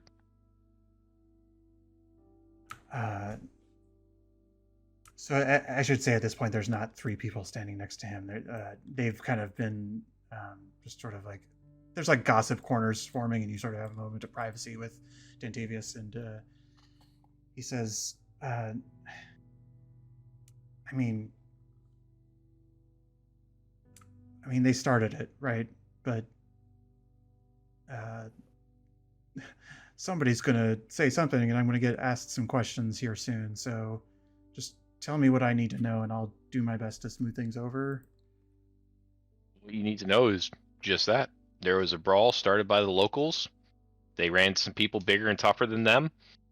They let most of them go, or they let as many of them go as they would allow. We tried to spare as many as possible, but some people were thick-headed. I don't think that there's any problems to be found. And if there's any place you could recommend us laying low for a minute, I'd appreciate it. But either way, I'm just going to grab my coin pouch, 20 gold, just to kind of smooth over the mess we've caused you. And again, this is no reflection on Aventir. This was just an unfortunate series of events that happened. Roll a persuasion check for me. Oh, persuasion. I wasn't even trying to persuade him on anything. No whammies. Yeah, that's fine. You have inspiration Oh! still. If I still have inspiration, I would Yeah. really like to use that right now. Yeah. You may. D8, you said? Yes. D8. Oh, Nope, I don't want to. Why? Oh, sorry. Bear with me here. Let's try this again. I don't want -1 either. There we go. Holy crap. That was painful. All right. Hey, there you go. 19. I like to believe that there's sort of like that Klax has this brusqueness with the approach, and Dantavius is just sort of like scratching his chin, looks over your shoulder and sees like Aesop, who is Aesop, what is your disposition right now? Realizing I can't tie this guy up because I don't have rope, shockingly enough, I just kind of go through the guy, like what Flint's doing with the leader, but just kind of like figuring out who this guy is, who this group was. Wow, I don't have rope either? Oh, no, I do have some rope. I could have handed you some I rope. definitely don't. You said you hand some to me? Yeah. Okay. Then I will do that instead, just tie him up. So Klax makes a compelling statement, and Dantavius looks over towards Aesop and sees that you are doing due diligence. You're not just kind of murdering people. You're not stabbing this guy while he's down. You're trying to do this the right way. And sorry, Dantavius' faces relaxes, and he turns back to Klax and shoves the gold back towards you and just says, as I said, any friend of Avendir is a friend of mine, and I'll take care of it. Appreciate it. I just put the 20 on the table next to me. Leave it there. For the inconvenience, whenever you get to it. Any idea where we can go? Or just get out of here quicker? There's rooms upstairs. There's no reason for you to leave, and frankly, if anybody comes by, I'd appreciate your testimony. Are we going to get ourselves in more trouble by staying? Let me. But yeah, are we going to talk get you in around. more trouble No, by staying? no. I mean, I can help with. I got a pretty silver tongue, so I can help persuade the authorities if they decide to come with you. He says, "I'll let me check in with the patrons and explain the situation. If you want to do what you need to do." He points towards the pile of corpses / the unconscious person. He says, "Do what you need to do. I'll fill you in on what the general report will be." All right. And do you want? Oh, go ahead. I was just gonna say, do you want the unconscious guy down here tied up, or do you want us to take him with us? I trust that you'll. We'll take him with us for now. Yeah. He. I think he gave you keys earlier, but if you, there are rooms upstairs that you're welcome to go to. What you notice is that he starts to sort of like mingle with the crowd, and just throughout, as you're doing what you're about to do next, you notice that that he is sort of smoothing things over, and sort of, as you're just sort of tuning yourself into the conversation now and then, he is sort of explaining how you guys saved the day. He's rallying support so that if the police come by and ask questions, that there will be a lot of witnesses. Yeah. All right. Aesop, Flint, take the unconscious guy upstairs. Now, you're with me. Let's drag these bodies out back and get them out of the way so the patrons aren't looking at it. Drada, you're going to help with the bodies too. You don't see Drada. Drada? Oh, god damn it. I look at Phil and I'm like, how strong are you? Not. Granted, go ahead. I think there's at least somebody in this group that I'm stronger than, and I forget who it is. But although it's probably Mouse. I'm above average, so with my height and above average strength, unless the DM does not permit, I will try to hoist this guy over my shoulder as I walk up to my room. Feel free to roll an athletics check just to get the dead weight into position. Are Minotaurs one of those races that gets to like I don't think Whatever it is so. that dwarves get. No, endurance or whatever. No, I don't think so. Uh, You're having some trouble. I imagine Clax will help. I'm not. We don't need to role play how you guys get him upstairs. I'm like, as I'm like trying to pull this guy over my shoulder, Yeah. I'm like, oh well, Clax, like I don't know if I could do this. I might need some help. I do want to gush about something about Foundry, but if you guys want to just go ahead and walk upstairs for me, it's really kind of just cool how it will just bring you upstairs. Where's upstairs? I think, yeah. Oh wow, you that is guys really neat. find that there are 2 rooms immediately open to you. Now, does any of this matter? No. Like, you do not. We're not doing combat up in these rooms. Why did I make them? Because it was fun. But you do find yourselves in a kind of safe and quiet area where you can now have these conversations. Well, just downstairs after I help Ace up and get the guy we have tied up upstairs, I'll go and rather than just dragging bodies through to prevent any blood smearing or anything, I'll make sure I kind of fireman carry the bodies, take them out back, and one at a time, kind of drop them down. Okay. Make them presentable, arms crossed, weapons by their side. I'm not going to just leave them in a heap or anything like that. Yeah, there's something funky going on with the map, and it doesn't really matter anymore, so I'm actually bringing us back. Yeah, I was about to say I never saw the rooms. I'll show you guys later, but Okay. for now, you've dragged the bodies up, or you've dragged the bodies outside. You have dragged the one guy up who is tied up. Still no sign of Drada, just in Or the time that Mouse. you spent outside, or Mouse, or Jerome, or Cassandra, or the people who got away. There was a couple of them. 3, if I remember correctly, Correct. which is fine.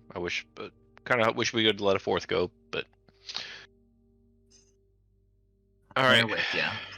Did these guys have? You mentioned at some point that like they look like mercenaries or something. Did they Yes. have like a? Yes, you said you were distinct searching. uniform? Yeah, that's true. I should say you did say you were searching through Wayne. Go ahead and roll investigation, sort of as you were doing what you're doing. Not great. But there's a minimum of stuff that you find, right? Like they're wearing black leather armor. They all seem to have like metal maces and heavy crossbows. This did seem they are all dressed similarly, but you don't find any kind of like identifying marks or anything that would tell you more about them immediately.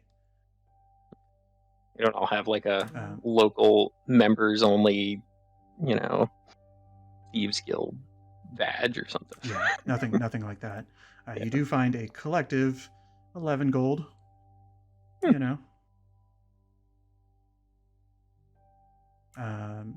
So you can enjoy that. Sorry, there was actually if you're getting the guy who's tied up as well, we'll say 15 gold. I will give that to Clax to replace the 20 that he put on the bar table. There you No. go. Thank you very much, Flint. But is it better if we just divide it up amongst the group? No. Yeah. We essentially did. Okay.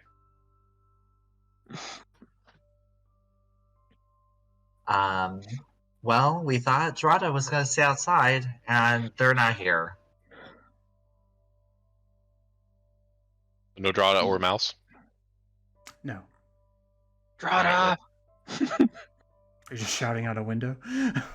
I mean, I figured I'd walk outside at some point and was looking around for him, but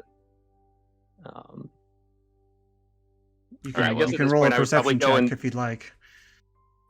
I'm not going to be able to see him, but sure. Yeah, I mean, Drada has a way of becoming invisible, but if you're, If you have special eyes. Yeah, I would probably pretty quickly give up and just accept the fact that if Drada doesn't want to be found, he's not going to be found, and head back inside and work on basically a short rest while I await the assumed authorities showing up.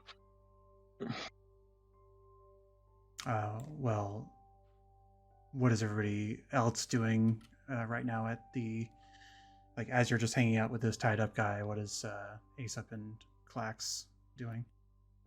Honestly, just because I got a little hurt in that fight, so I'm just trying to rest as much as I can. Trying, if I need to talk to the authorities, just trying to like make sure I get the story straight with what Dan Tavius was saying from downstairs with the patrons.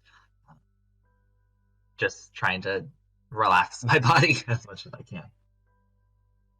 Yep, and for all intents and purposes, honesty is the best policy.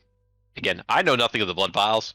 Just if I recall correctly, my character knows nothing about the blood vials, so honesty is the best policy. Like, we just be truthful, be honest, but at the same time, we're not going anywhere.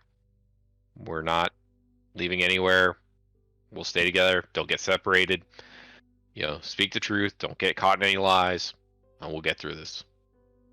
We're bringing up Agreed. Drada and Mouse, who we don't know where are. Nope. Or... We will speak the truth for the information we have available, but we will not provide additional information as needed. Agreed. If they mention that there are other people, we will say yes, there were plenty of people in the room. We're not lying. So they started a fight. They hit some guy who ran off. We interjected. That They one look organized.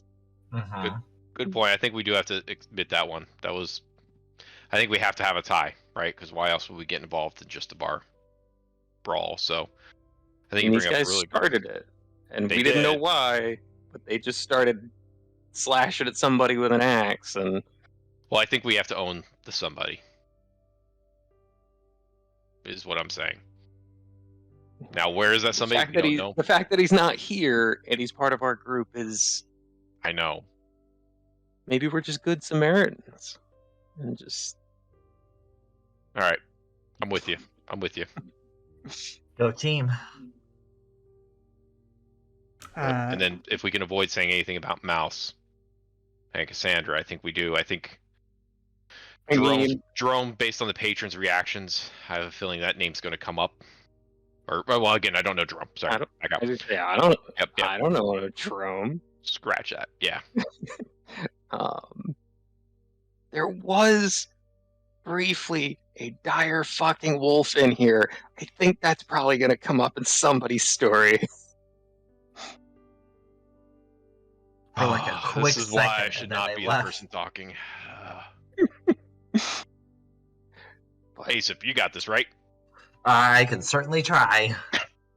With a big, just smile on my face. Is the guy waking up at all? I mean, unconscious rules are like, it takes them hours. Yeah, in fact, I think I have to roll for that, but it's going to be at least, I think it's like 1d4 hours or something. I could be wrong. I could speed up the process. If you want to talk to this guy now. Yeah. Actually, I think for our situation we're in, convincing him, no, because as soon as we're away from him, he could say, "Oh, it was forced to say all this." I don't know.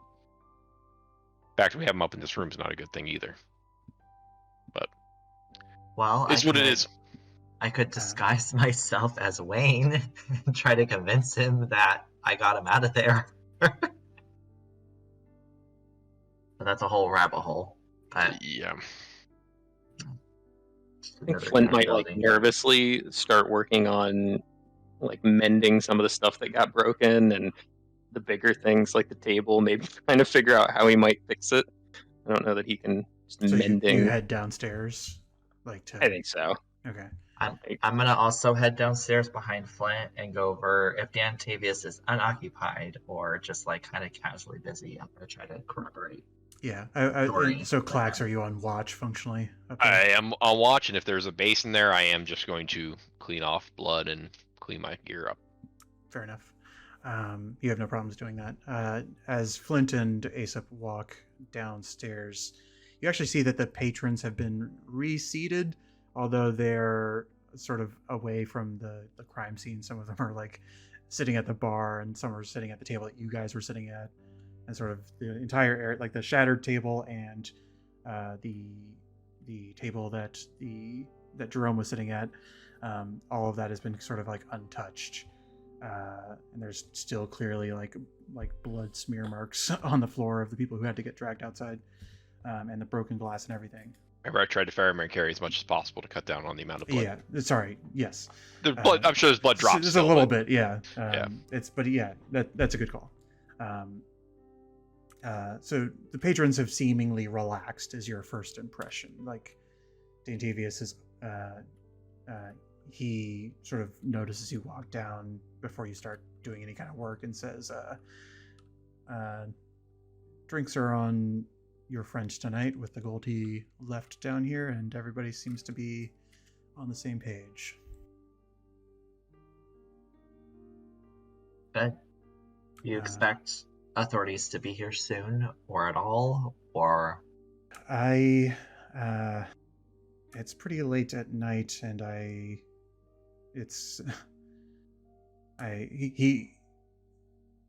he looks and says, like, I don't know that anybody will come checking, so I probably might just file a report in the morning. Okay.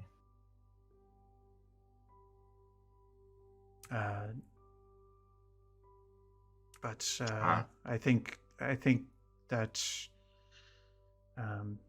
there's a couple other people who are gonna stay the night, and then I'll probably. He points at the Tabaxi woman who was the bartender who was running drinks for you guys earlier, and he says that she will be. I'll send her in the morning to make a call to the Brass Spears, I suppose. Let them know. Seeing Flint trying to mend damage done by our the fight, I should say. I'll if it's allowed, if they will allow me, I will grab a mop and just kind of help wipe up some of the blood from the floor. Yeah, you don't. I will say, people don't have a forensics department in Mistral, so you can clean up without it being right. Without anybody being like, "Don't touch the crime scene," Right. It's totally without fine. destroying evidence. Yeah, Right. people. The evidence is in the story right now, not the landscape. So, you do what you need to do. Flint, are you doing anything beyond mending? Mending and trying to figure out how to build a table. I guess. But yeah, no, just trying to fix things up as much as I can. Okay. During this period of time, Aesop, you feel it is clearly magical in some way, but you feel just sort of a warmth in your chest that is kind of like releasing, and you hear you see like a little bit of light coming off of you, and you hear the distant voice of Mouse, and she communicates a message and says, I've gotten our friends to safety. We're stored away in a safe house. I will try to link up with you tomorrow, but I might stay with them for the day and make sure they're okay. Am I able to respond to this? Yes. I'll respond with, I'm so glad to hear from you. Reach out to me with any updates. Stay safe. Okay. You feel that warmness sort of grow even a little further until it sort of like exhausts itself, and you know that the message has been sent. I'm gonna look at Flint. I'm like, we need to talk upstairs real quick. It's about Mouse got to safety. I'll head upstairs. So when we're in the same room, I'll just relay what Mouse said to me. The fact that they're safe in a safe house, no specific location, and a possible link up the following day. Did you say anything about being with Drada? Gerarda's name was not mentioned, unfortunately. Hmm.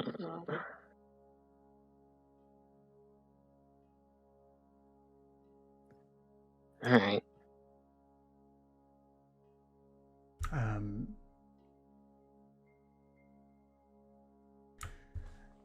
So during this time, I'll allow you to take a short rest if you would like. Ray.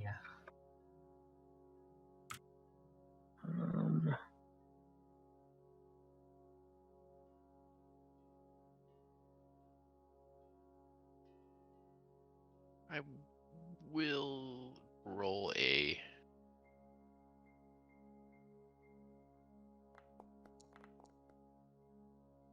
I will also roll one. All right. Um, Well, 6. All right. That's enough. During your short rests, if all three of you could roll perception checks, and I should say Nal is sort of just around the downstairs group, just so you know. She has sort of shown that she's corroborating the story, and she's been helping Dantavius Okay. sort out the damage. I'm rolling well today. For the most part, minus that one natural one. I'm sorry, are we rolling perception checks? Yes. Sorry, I was focusing on the short rest stuff. Oh, nope, don't see anything. Oh, it was almost a 20. I know. There's a moment of silence. The short rest hasn't concluded yet at this point. Oops. It's not a problem. I'm just saying that during the course of the short rest, there's a moment of sort of silence as you guys are just sort of cleaning up after yourselves and getting blood off your uniform or blood off your weapons or whatever it is. And Clax, you had started cleaning up yourself before everybody else, and you're just kind of sitting there, maybe twiddling your thumbs or kind of quietly thinking. And out the window of the room that you're in, you hear the sound that sounds like soft sobbing coming from above.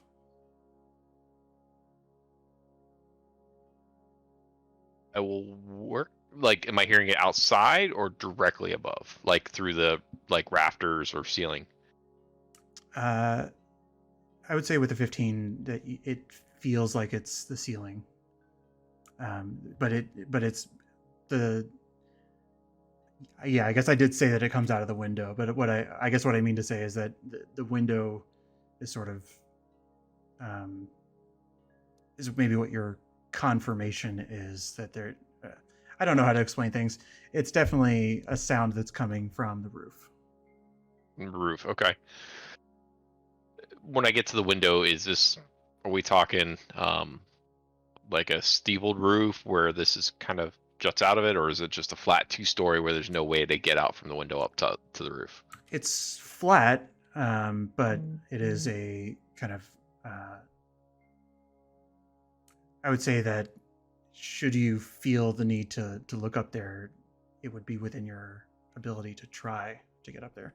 I will attempt to see if I can't hoist myself up over and look over the lip, like kind of pull myself, like sit my butt on the window frame, kind of pull myself up to see if I can reach the ledge and just kind of maybe pull up, see if I can see what's going on as quietly as a male clad dragonborn can be crawling out a window. So I just imagine this being a disaster, but So go ahead and just give me athletics or acrobatics. This is kind of a balance check. I'm not going to say that you fall out the window. If you not one, you're not falling out the window. Okay. Hey. Well, you gave me the choice. I'm taking athletics Yeah. all day long. Right. So you kind of like you push the window up and then put your claws on the windowsill and sort of hoist yourself up with enough stability. And you know, these are maybe 10 feet ceilings. So at this point you are at a point where if you're standing straight, that you're maybe like 2 feet below the window, but you just sort of like with your athletics pull up a little bit. I'm not telling you that you have to get on the roof right now. You know that you can, but right now you're just sort of peeking. Yeah, I would prefer to peek right now. You don't see anything, but because I should say it's pitch dark out. It's late at night. A little bit of starlight is hitting the roof, but not much else. But you do hear something else. Drada, if you want to say anything. You know the like kind of cry, like kid who clearly doesn't want to show that he's crying or anyone to hear him and is like half choking it up and can't really breathe. You're hearing that mixed with like spiraling mutterings of just kind of repeatedly telling himself, I can't do this, I can't do this, I can't do this. Then like more heaving, then like in rapid succession, like 3 like I hate myself, I hate myself, I hate myself, and then like full on back to like sobbing past the point again, like trying to catch, but like can't verbalize anymore. And again, you can't see Drada, but there's enough of a tell in the voice. I would like to think you spent enough time with Drada to put it together, even in the current state that he's in. It is a recognizable voice.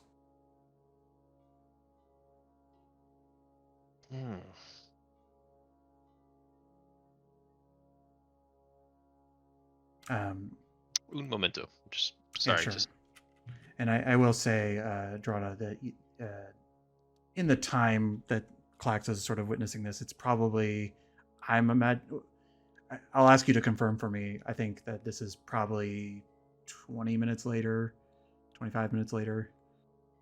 Like a lot of you have been pretty deep into your short rest at this point, and this is the state you find Drada, quote unquote, resting in.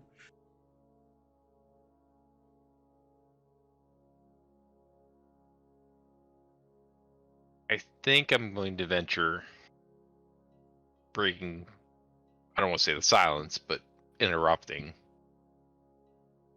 And just, Drada, is that you?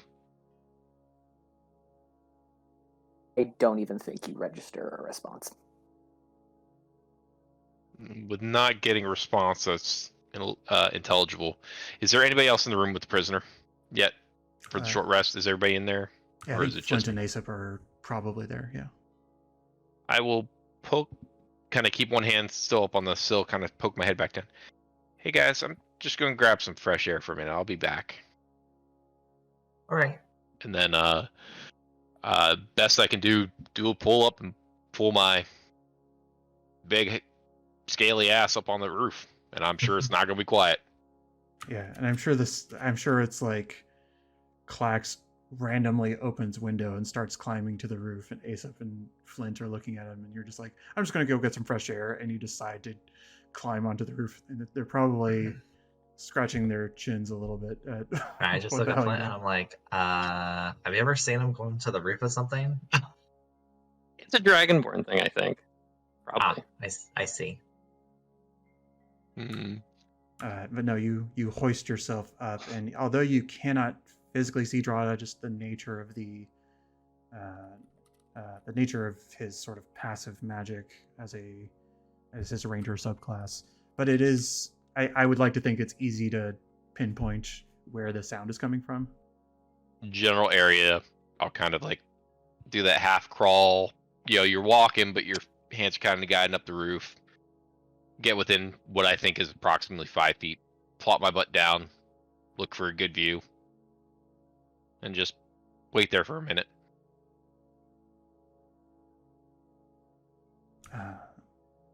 I forgot to mention, Drada, that you do take 3 damage.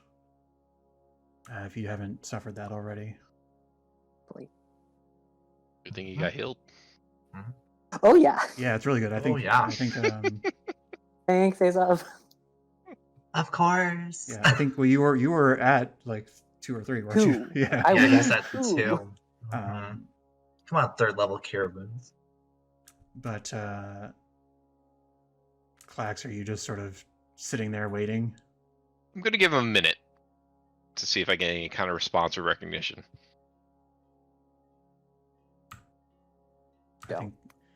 I think that just Drada, you are aware that Clax is there, but it's a matter of how much control you have. Hot take, I honestly don't think I am. Okay. I think fair I enough, have too. spiraled that far into myself. Okay. You don't see any immediate improvement in when you take a beat to wait. Okay. What's the weather out? Is it nice?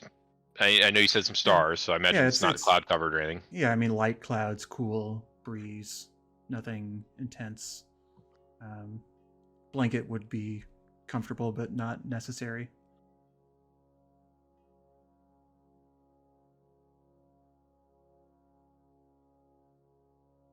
Not good at making stories up, so bear with me. I'm gonna try. Do you ever get in those situations where you just don't feel you can do anything right? And I'll just give a couple beats for a response. And if there's no response, I'll just continue.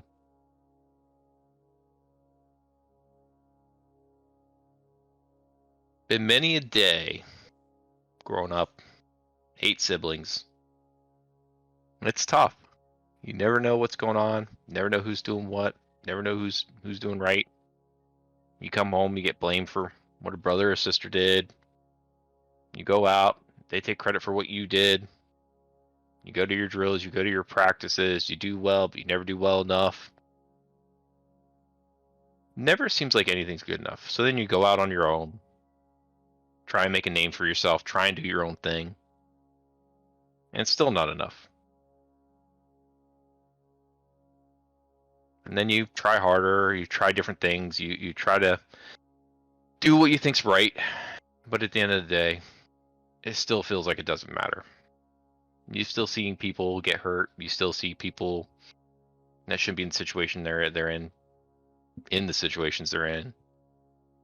You still see the shit that is in this world. And it's depressing.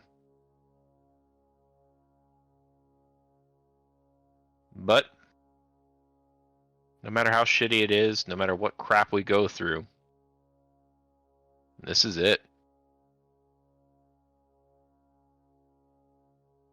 You take it on the chin, you pick yourself up, you dust yourself off, and you go on. Because it's not going to get any easier, it's not going to get any better. It's just on how well you adapt with it going forward. And I'll just be quiet for some time.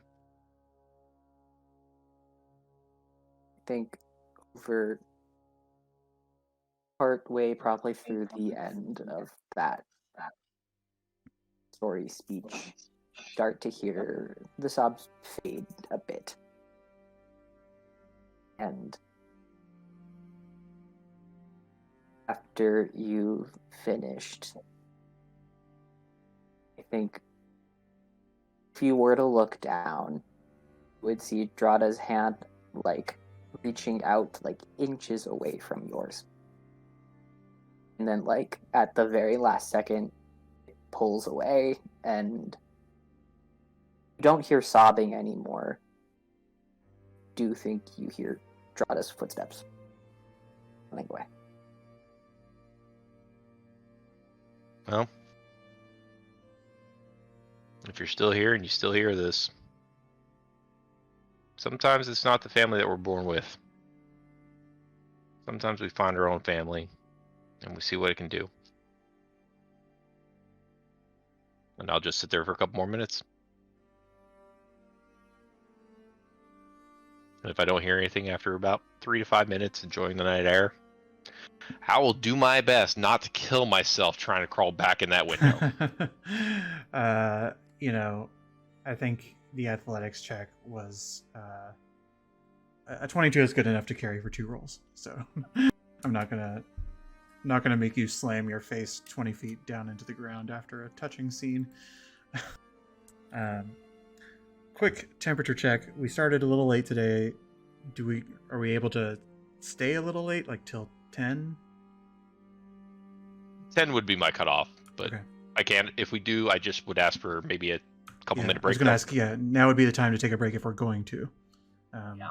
Okay, so 5-minute break. We'll come back at the end of the long rest and at the time where you'll figure out what to do.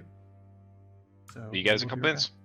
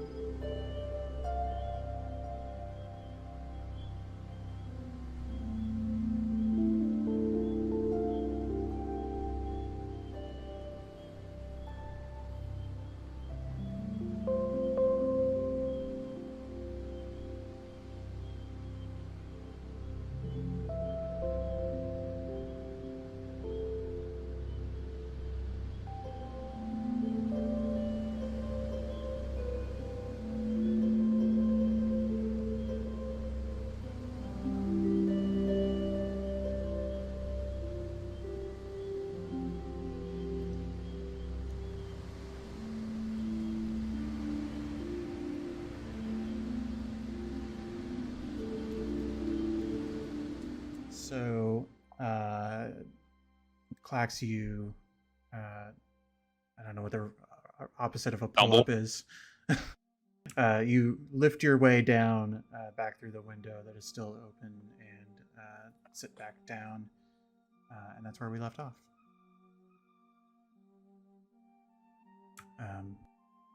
I'm just gonna walk into the room through the window and act like nothing changed, and sit back down and go over your gear and clean things up.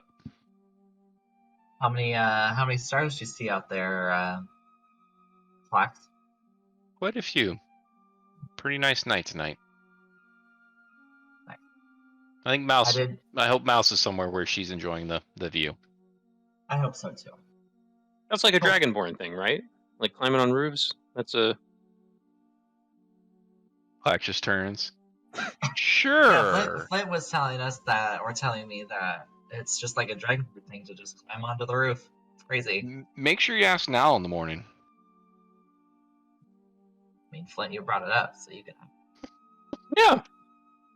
I swear I've heard it before.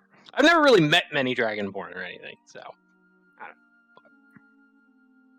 know. And now.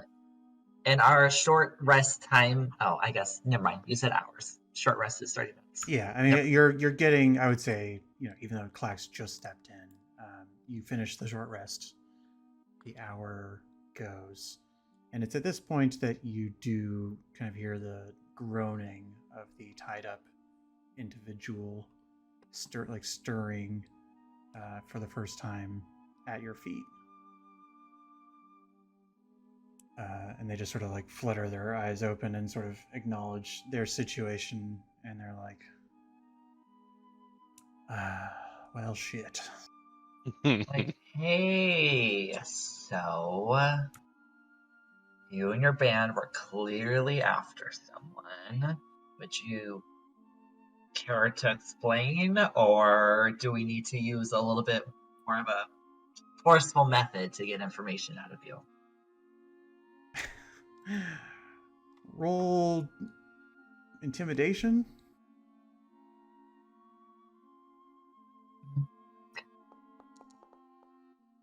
Cool.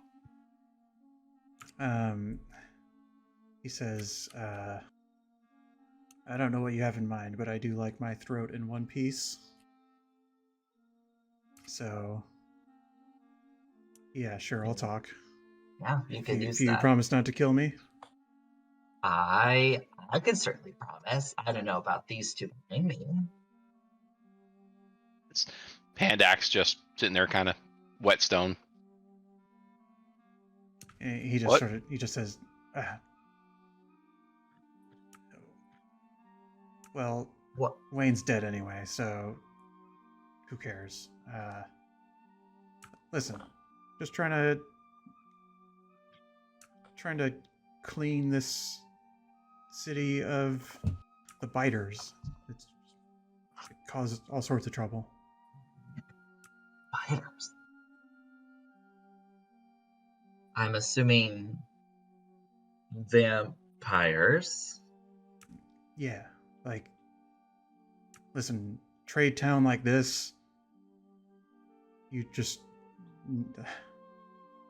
He kind of looks at you all, the kind of a comical mishmash of races that are more rare than this like human dominant city, and he just sort of says, look, clearly you're not from around here, but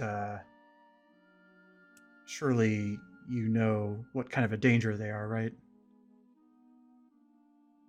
I think Flint's been just like whittling in the corner or something, and just starts like idly just throwing things like just obnoxiously, just kind of like not to hurt him or anything, but just small things, just throwing them at him. The shavings are like hitting him in the face. Yeah, just idly flicking things at him and just being a jerk. I looked at Clax and Flint doing that. Kind of just chuckle at him, like, I personally have never met a biter, if you want to call them in this instance, but I don't really have an opinion, I guess. Never met one, so. Well, better hope you don't, because they tend to control one's mind, and all merchant folk don't really like that too much. It's very easy to take stuff from under your nose and steal willy-nilly when you can just look into somebody's eyes and tell them that you're that they are now your servant. You And why you did they witnessed do that? that? You witnessed that firsthand, huh?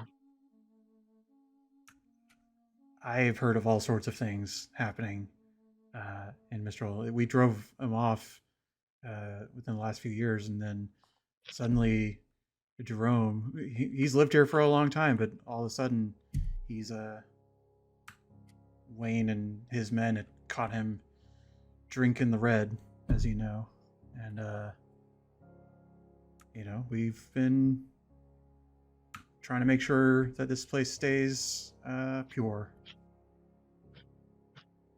This Sure. Jerome guy, I'm assuming was the guy in the kind of cloak robe who was with the tiefling woman. Yeah, and they got away, and now that's on you. Kind of give him a side eye. I'm like, okay, well, first off, you came after us. We had no idea what was happening. And you also decided to hurt one of our allies, so we were just trying to defend ourselves. Anyway, Well, please continue. what more is there to say? I did my job until I realized that I ran out of blood, and then here I am. Suppose I should be grateful that you didn't kill me, but frankly, I don't know what to expect now that the unifiers are here. I'll probably get thrown in fucking jail like the rest of people. Well, unfortunately, that's not my problem. Are you guys a band, group? Why were you guys together in the same looking armor? We run jobs together. Well, we did. He's dead now, so I don't know what the hell I'm doing. Not a name for the group that you could go with? Wayne's crew. Group of individuals who, well, all had the same belief. Still do. What do you mean about the unifiers? What are they doing in town? They just they are, well, they're trying to clean up the mess that that we are pretty sure is probably thanks to the likes of Jerome and those like him. All sorts of stuff is going missing, and they're here to investigate and figure that out. So I'm confused. If these, what was it you called them? These biters? Fighters, yeah. These biters can just mind control everybody and take whatever they want. It really doesn't seem like they would be the heart of your problems, because nobody would even be able to report anything as missing, because you would have been mind controlled to give it to them. Well, it's temporary. Like, people come out of it and they see that their shit's gone, they're going to report it. Or they're missing a few hours of their life, or, I think in some cases they keep their memories. Like, it's not... So even better, they keep their memories. And have you met anyone yet who has say that this has happened to them firsthand and has pinpointed that a vampire did this? I don't know if you're grilling me on my perfect expertise in this area. I had a job. I worked for Wayne. I'm just trying to figure out why an ignorant bastard such as yourself would be so racist towards other people. So just really trying to figure out what's going on. I mean, clearly you make horrible decisions, so you can start by making a good one and telling us everything. I've told you everything, and frankly, I can see that you guys are ignorant as well, so what's the point? Just fucking lock me up. It's fine. It's better than talking to you all. I should have killed him when I had a chance. Yeah. Wow. Well, I'm Should we done. just leave him? Yeah, we're done. I think Flint would stand up and say, maybe we should go find Jerome to bite this guy, and then like just hit him in the back of the head with his blasting rod. I'm assuming he only has one hit Yeah, point. you're not and this will knocking just him knock unconscious back. again. Okay. Yeah. Yeah. You do that. I like that. Well, that guy Talk was some an sense idiot. into him. Yeah. These guys are trash. The Super. worst part is my old life. People like them are dime a dozen. They're everywhere, running around, thinking that they know everything. And I swear they get their intellect in numbers. You know, as soon as they're around like-minded idiots like them, they think they're the smartest thing in the world and they've got everything figured out. As soon as you get them one-on-one, they're like this guy. They don't know what they're talking about. They don't have a leg to stand on. Can't form a thought for themselves. It was always fun roughing them up a little bit, but Wasted breath at this point. What do you think we Yep. should do with this guy? I say leave him out on the road with a sign that says bad guy. I'm not opposed to it. I just also don't want to bring down any more problems for Devantius. I butchered that. Tavius. Dentavius, sorry. We go tie him to like a flagpole naked or something. If we do, let's just do a little further down the road. Whatever we do, we gotta get rid of this freaking guy. I will say at DM that like that Dantivius is sending somebody in the morning to make a report, which I would say Clax, you would know that would imply somebody will come and investigate, and that might be a good opportunity to make the exchange if you wanted to hand him over. Yeah. You can do it any way you want, but I think Clack's gonna sleep on that one. Saying, do we hand him over to the authorities, or do we poke 2 holes in his neck with a dagger and then leave him tied up somewhere? I You really chaos. should not be excited about this, but Flint, that may be absolutely epic. I'm not hating this idea. I am very much enjoying this idea, to be honest. I should not be, but Clax is just Lily got belly laugh like yeah. I mean, It was Flint, if you good. want to do the honors.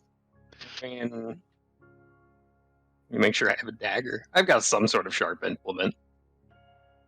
Yeah, I have a dagger. Sure, I'll try and just poke 2 small holes in his neck, just enough to make the guy paranoid. So you're not okay. So you're not. I just wanted to confirm. You're not killing him. Nope, just trying to make this guy think he got bit by a vampire while he was unconscious. Okay. Oh. Roll me. So I will ask. You're not gonna have any more encounters this night, but you're gonna have to close the wound before he bleeds out. So I would assume that Aesop might help with that in some way. I could help, give you advantage, or I could give you inspiration. I'll leave it up to you. Well, I'm not necessarily making you roll. I'm just you use your magic. Oh, I see. As if you were using a healing spell, but not one that would bring him back. Yes. Yeah. Just a sort of healing properties, not healing spell. Yeah. Yeah. Okay. Sorry, I was misinterpreting what you were saying. And go ahead and Flint make a performance check. Is it sort of performance? Yeah, I kind of feel like it's like your art. There's an art to this in a way. Will you allow me to give inspiration? Sure. Okay, I'll give you inspiration. That's true. It doesn't look convincing, but Well, I was gonna say, is inspiration mean? no, Oh, a you mean 1-to-1. bardic inspiration, not Yeah. Yeah, but just Okay. it's a D. Yeah. It, We before heal the wound shut and try again. no, I don't want this game to be like senseless violence, right? You're pulling a prank on this guy. You don't think that you can be convincing enough without actually killing this guy.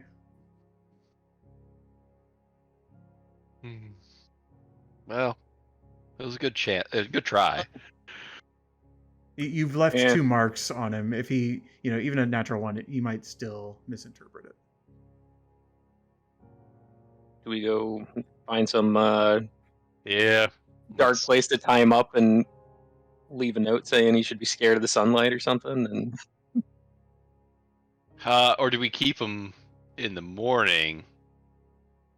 Because we're more likely going to have to answer some questions in the morning from the sounds of it. And speaking with Dantavius.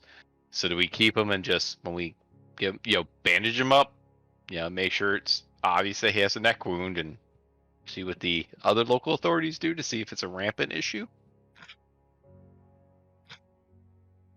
Or do we just, to your point, tie him up to a pole somewhere out in the middle of the street and leave him there till the morning, see what the locals do with somebody who they may have got bit by a vampire?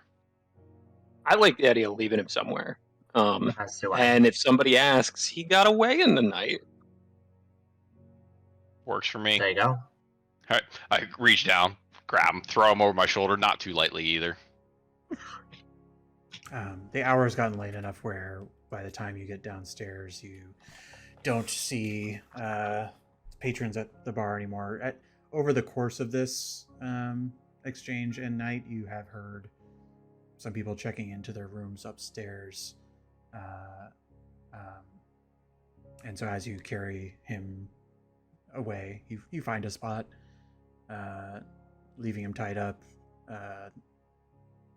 and we'll see what happens with that. You have parchment on you by chance to leave that sign? Probably. I've got like forgery stuff and whatnot, so I assume that's got some paper in it. Yeah, I do not. I have a candle. I kind of liked your idea of I want to avoid the sunlight for a while. Yeah. Just jot that down and leave it, I don't Right. know, crumpled up in his hand or something. All right. You make your way back in. Again, it's getting late at this point, and you Yeah. probably all need to bed down soon. Yes. Is there anything people would like to do in the night? Or is people just sort of taking their long rest? I I'm think good. I'm good. Okay. I will say, in case anybody wants to interact, you all have your own rooms. Even Mouse had her own room. I think actually there may have been some kind of double up. I forget. But there's a point where one of the rooms that you had reserved, you hear the sounds of footsteps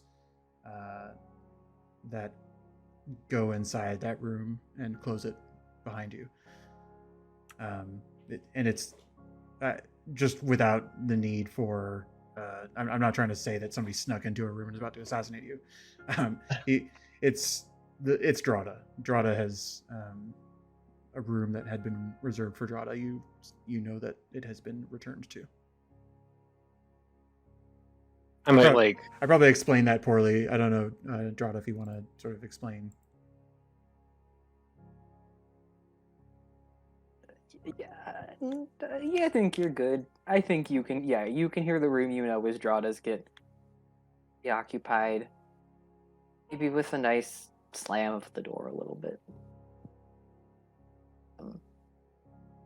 But yeah, I'm back, baby. I might poke my head out and knock on the door and be like, Drada, is that you? Yep. You good? Need anything? Good. Yep, good. Mouse said she's got Jerome and Cassandra safe. We'll meet her tomorrow. I'm going to bed. Okay.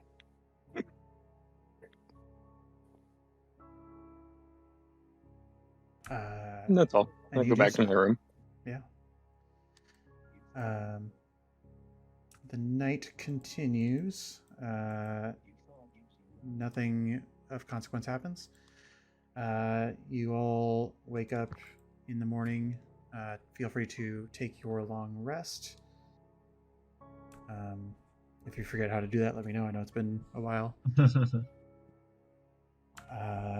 And I tend to imagine that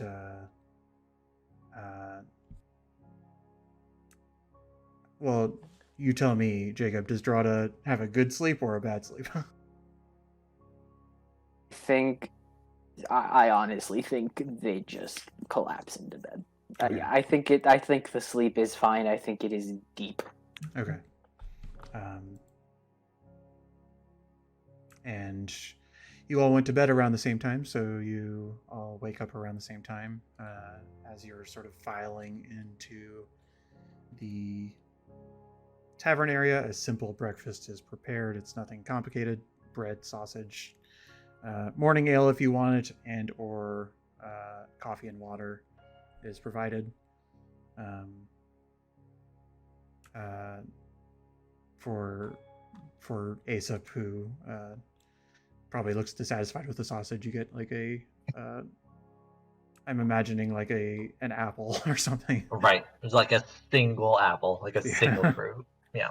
I'm like, A part of a okay, nutritious great. breakfast, just a nutritious breakfast. Right. But there's probably a small amount of appreciation, but it's also probably pretty dull. Right. I'm like, thanks. Yeah. And this is Dantavius who's serving you, and as he sort of is laying food down on the table, he says, I've sent I've sent Sarah, the woman you met earlier, to go make a report. I expect probably she'll be back in an hour or so with company. So, and you see from the corner, one of the other tables is full up with 3 people who were also here last night. Additional kind of like common folk that are getting the same treatment. Cool. Just, yeah. I guess I just don't really know what happened last night, and we're sorry about all the damage done to your place. Hopefully things are set straight after this. And it's nothing to be sorry about. You did a good thing as far as everybody here is concerned. So, things get broken. That's fine.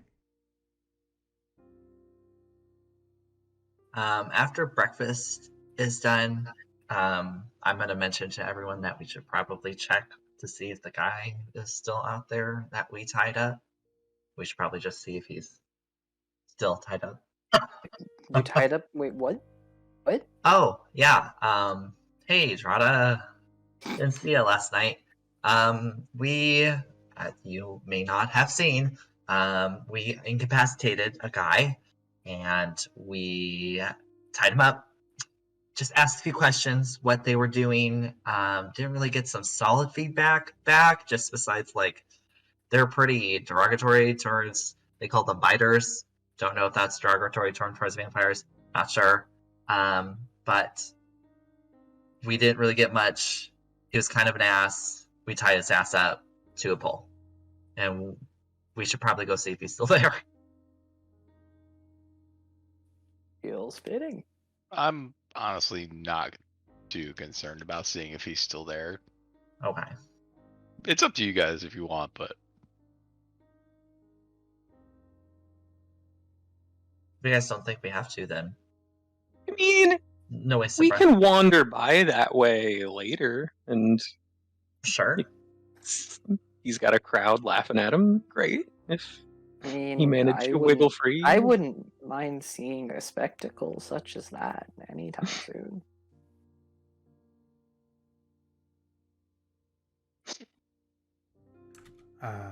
Well, the time that you're spending to eat breakfast, an hour or so, does swing by. So before you even have sort of the chance to leave, you do see the Tabaxi, Sarah, who you now know to be named Sarah, walks in with 3 individuals. You have 2 folks who are,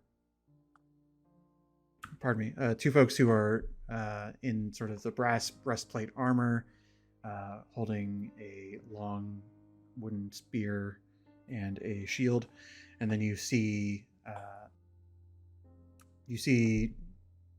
one of the individuals who you recognize to be a unifier here. I do want to make a correction from a statement I made last game about sort of, and this was directed sort of to Clax, about helmets and how they dictate authority. I had stated that, like, among the brass spears, if you're not wearing a helmet, you're kind of not important. If you are wearing a helmet, you are important. That is true for brass spears. For unifiers, they all wear helmets because they are sort of above the local law. And the leader of a unifier does not wear a helmet because their presence alone is, and their sort of armor is a little bit more intimidating and apparent. Right. But you do see a helmeted unifier come in. Sure. So this is kind of like a standard unifier, not a leader of any kind.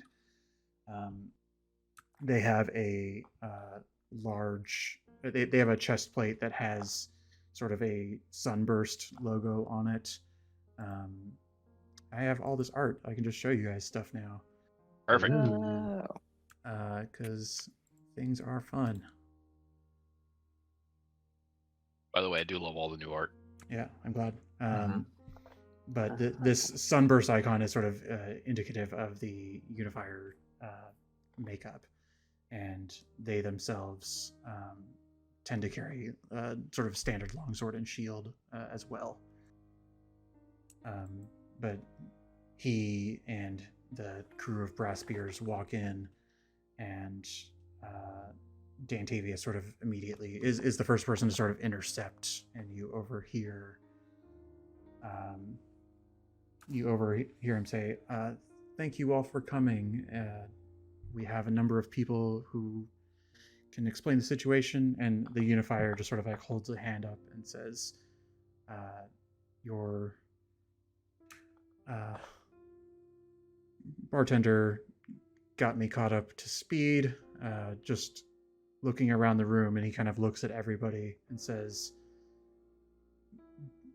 "Give me confirmation that I've heard truthfully from this woman that a number of black-leathered individuals with maces attacked a innocent woman and her boyfriend, and they escaped on a giant wolf." And you see he is sort of like taking a command to kind of simplify this conversation. And you see the other table just sort of start nodding, like, yeah, that's what happened. And you guys are nodding as well, I imagine. Absolutely. I like this guy. He says, "Does anybody have any more details to share?" I have a question, but not about this. Business first. Sure. Anything else? Where are... I also heard that a number of them were dispatched. Where are the remains? I dragged several of the bodies out back, put them in presentable fashion with their armor and their weapons by their sides to try and show some dignity to them. And then there is an individual who stuck around. We had a conversation with him, but he left throughout the night, so I'm not sure exactly where he's at now. Right. So. And then 3 of them did leave the building as well, so I do not know where they are at. Okay, so for for unaccounted for. Very good. You've done service to this town. And he sort of like fishes through a pouch and sort of casually, not dismissively, but casually tosses a bag of coins onto your guys' table. I understand that you all were instrumental in making sure things didn't go too far. So, small Appreciate it. reward. Thank you. Now, is the reward for who we got tangled with, or is the reward for not making it worse than it already was? I'm a little confused.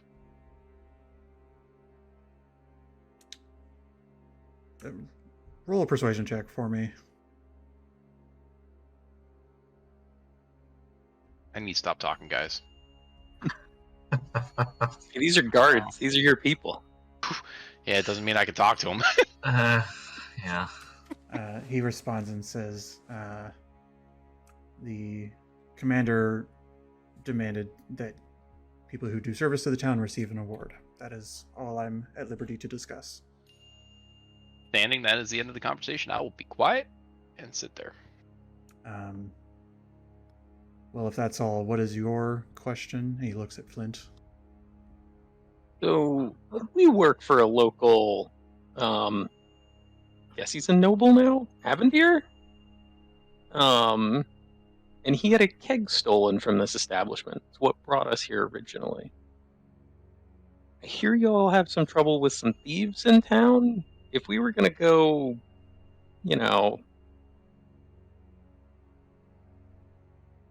talk to them and persuade them to give back some of their stolen goods for you, is there any place that you know of that we should start? Define persuade for me. Or, I mean, have a pleasant conversation, convince them to go elsewhere. I will be blunt. While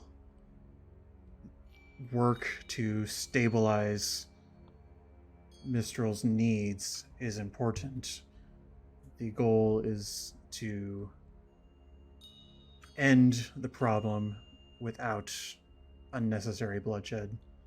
If you are willing to participate in that, then we can discuss further, but we are not looking to stir up more issues with persuading. And when he says persuading in this way, he sort of like clutches his sword, like persuading. That will not be the solution here. I mean, we can certainly start with that. I'm not looking to have additional fights if we can help it. But we sort of promised that we were going to bring this keg back, and Dantavius perks up from behind and says, their story is true. A very magical keg was taken, and it has been reported to the brass spears. And he kind of looks like disappointingly at the two brass spears who are next to the unifier, and he says, and nothing has been done. So I would be willing to pay it out of my own pocket if I had to, but the unifier support would be appreciated. And with that, can you roll with advantage, because Dantavius is kind of helping you. why are all us non-charismatic people continuing to open our mouths? We need to learn. We need to learn at some point. And then you roll that. Yeah. So Hey, it's all you're good. rolling really well. You're Yeah. fine. All right. He dismisses the brass spears and says, go find the bodies, load them up on the cart, and then they wander off, and he sticks around, and he says, I have but a few minutes to sit before I need to return, but I will tell you what I know. the local Thieves Guild, referred to as the Slight, has allegedly caught themselves in a war with the infamous Jade Mask from Flamebridge. Gotten in over their own heads a little bit. We talked to one of the Slight members who insists that their leader, who he would not name, was too firm to surrender. Apparently the terms of this trifle are that the Jade Mask is demanding capitulation and wishes to absorb the Slight's sort of local infrastructure and expand. But the Slight is sort of resisting that. And so the Jade Mask is making an example of our, well, not our, but from Mistral's people in order to put pressure on him. Because this level of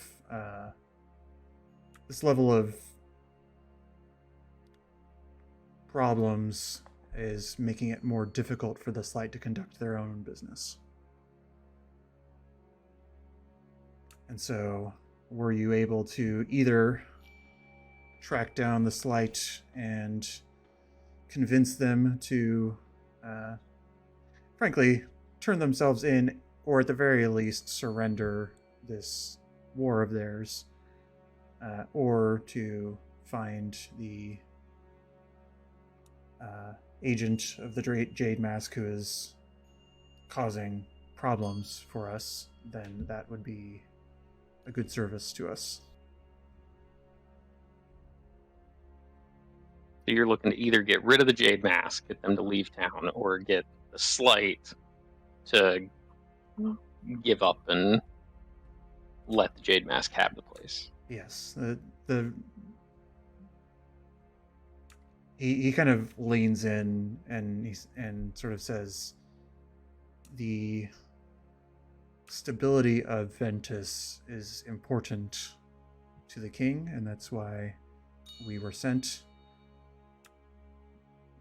Even having one Thieves Guild stay here is stable and frankly sometimes useful and necessary. It is not our desire to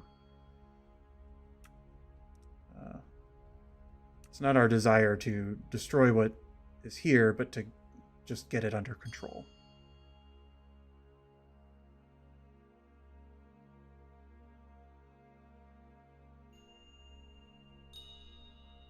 All right. Do you have any idea where we might contact either of these groups?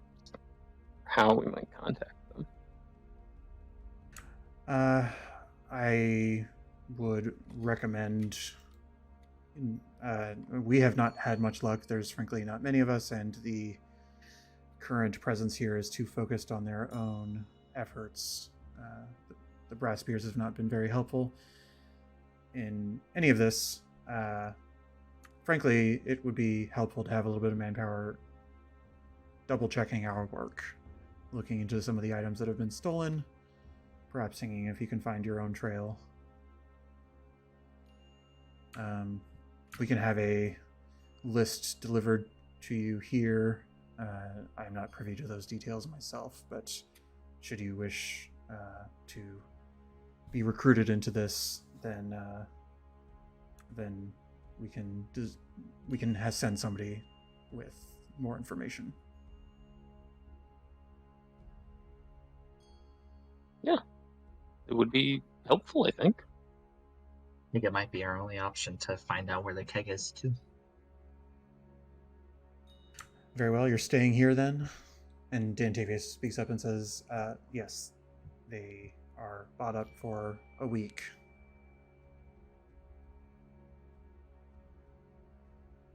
Very well. We'll send somebody tonight or tomorrow morning with more details, please continue doing good work and feel free to report any other issues you come across. He points northwards to the large building earlier, and he says, we're set up in the steel arms. The unifiers are, for the time being. So you can, I'll let them know that you are welcome to make a report if you need to. Excuse me, before you go, what is your name? My name is Tan. Dan? Absolute pleasure. Klaxostis. You can just call me Klax. Absolute pleasure to meet you. He nods. You don't really get a read on his face because he's wearing a helmet, but he nods and says, well, I need to catch up with my squad. There's a little bit of distaste in his mouth when he says that, but he exits.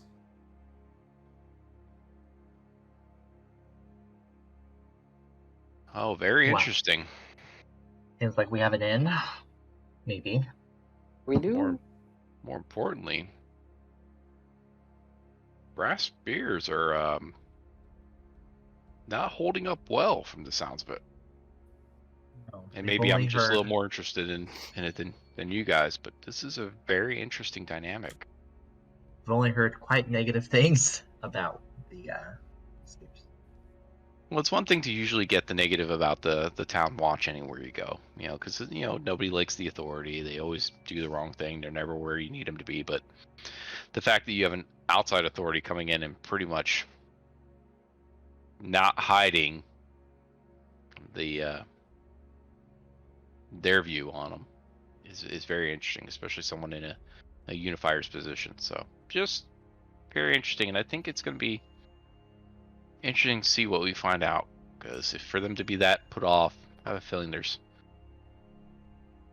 something not right with the brass spears here. I think there's some corruption somewhere. I don't know. There's something not right, because, like I said, it's normal town stuff, sure, but Right. just not sitting with me. Nell, who has sort of just been here in the background, but she's been close to you all, just sort of speaks up and says, I was talking to some of the people last night to get their opinion on things, and well, it sounded like Wayne, whoever he was, sounded like more of a lieutenant. So I don't know if In the brass spears? I wouldn't be surprised. no, well, Drada cost cab. The I didn't get that impression, but I did get the impression that the brass spears, at the very least, looked the other way towards Wayne's activities. Interesting. Not surprising, but interesting. And that coin purse that was thrown down. If I pick that up and start Right. looking at it, what do we have in there? That's 100 gold. Ooh. Okay. Which, like, you guys are pretty rich because you haven't really spent much gold yet, but nonetheless, 100 gold is more money than many people would make in a year. And if I may make a recommendation, it's not split 5 ways right now. We split it 7 ways. I know it's not an even number, but we've got Nal, who has supported us, helped us out.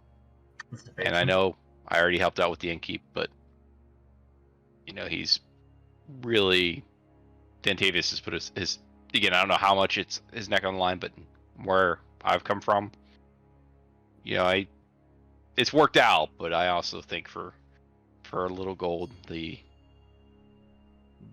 help spreading the wealth around will make it a lot better for everybody in the future. Right. So, and I'll even give up my share if it's easier to divide it. I've got plenty of gold for what I need. We can just round it for dividing it. Everybody gets 15 gold. We'll say there's a few extra coins in there. So walk over, give Nal her piece, and then walk over and give Dantavius his piece. Appreciate it. As I said, it's not necessary, but, well,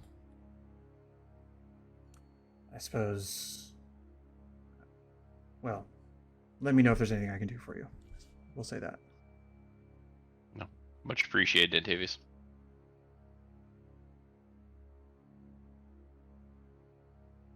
Well, the gold is distributed. Nell says, well, this covers me for a bit. Still kind of need a job. But maybe I'll spend a day or two just exploring the city and let you know if I learn anything exciting. Take a little vacation before the job hunt. I think you deserve that now. Well, to be clear, I'm going to snoop around and see if I can be helpful. We look forward to meeting up again now. Good. Well, I have a room here, so I'll see you tonight. She just sort of salutes and leaves. Good egg. I mean, she did kill someone in front of me, but we let things slide, I suppose. I repeat, a good egg.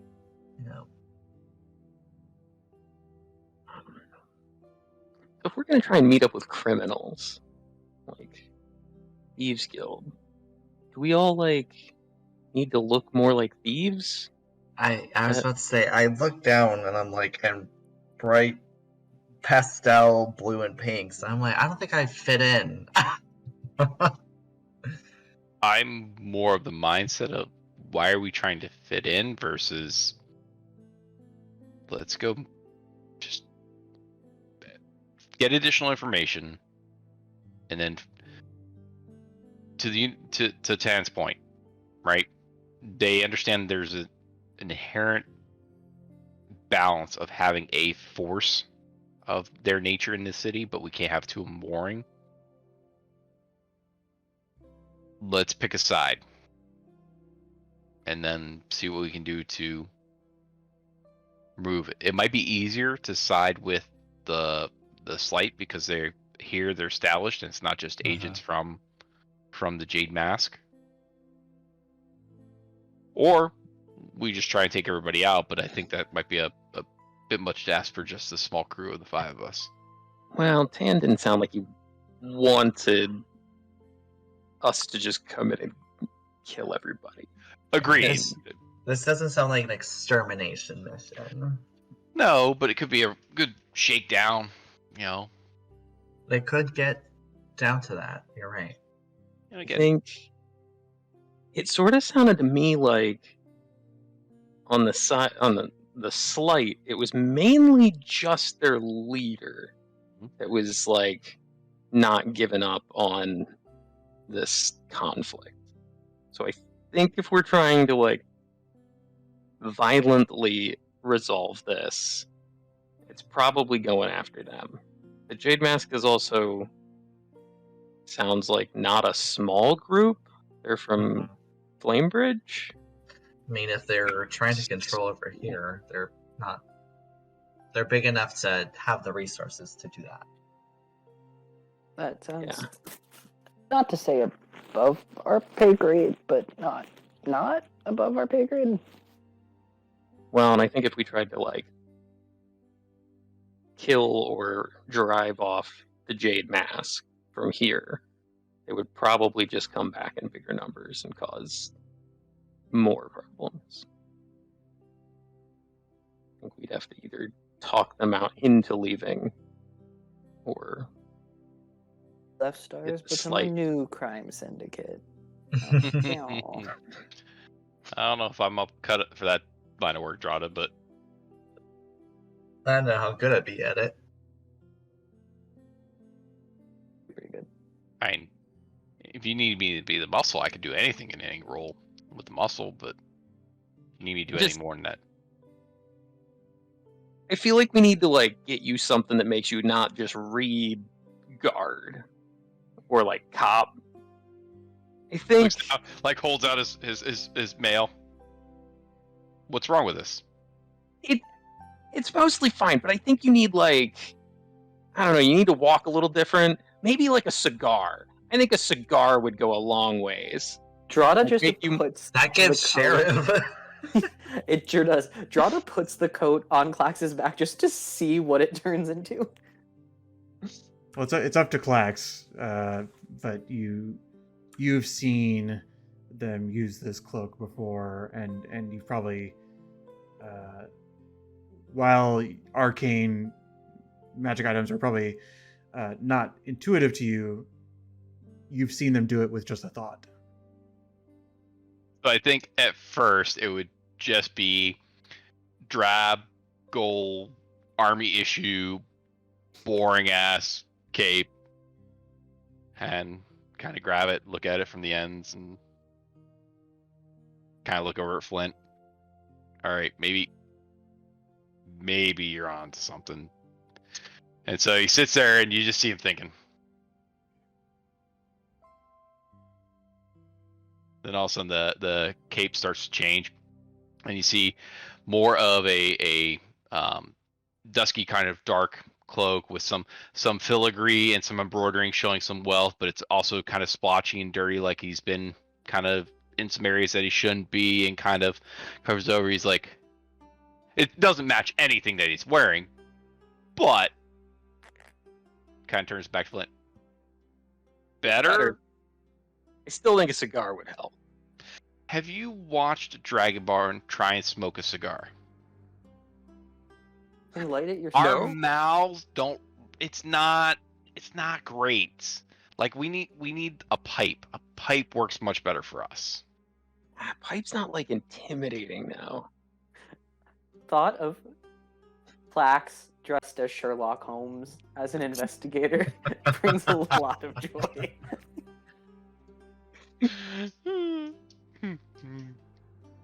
On that though, I kind of take the cloak off and hand it back. It goes back to We'll being see. the cape situation. If we But what I'm hearing, If we start infiltrating, maybe we'll. Maybe. I'm just saying, like I've seen especially humans. Humans have this obsession with cigars. But I'm telling you, Dragonborn, we either need a piper, and forgive me, out of character. What are those cigarette holders things called? Oh, like the French sort of like. Yeah. I knew once upon a time, but I know what you're talking about. No But- idea. But that's works better. Just the way we're anatomically designed. It's a better fit. Because problem, as soon as you put that in your mouth, you chomp down, some of the teeth go through it, and after like 2 or 3 times in, you crunch right through it, and then you just have a mouthful of tobacco. That doesn't sound fun. It's not great. And then it's soggy, and then if you have to breathe fire, and then it's just soggy wet tobacco, kind of just it doesn't light right. It's just a mess.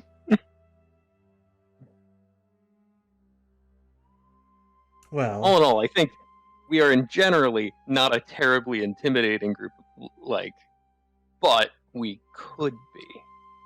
We've got a Dragonborn and a Minotaur. I just wear all black. That'll be intimidating. hey, you look great. I can highly recommend.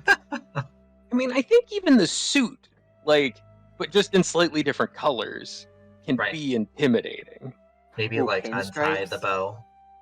I think you see a Minotaur in a dark, clean-cut suit, and that feels like that guy's in charge of something. CEO of a business. Yeah, for sure. I can see it. I can imagine myself. It almost reminds me of my father, but I won't even go there. Good thing Drada didn't say capitalism, daddy, because he was really tempted to say that. Well, the day is yours. You know that information will be delivered to you tonight or tomorrow morning, but is there anything you'd like to do in the immediate term?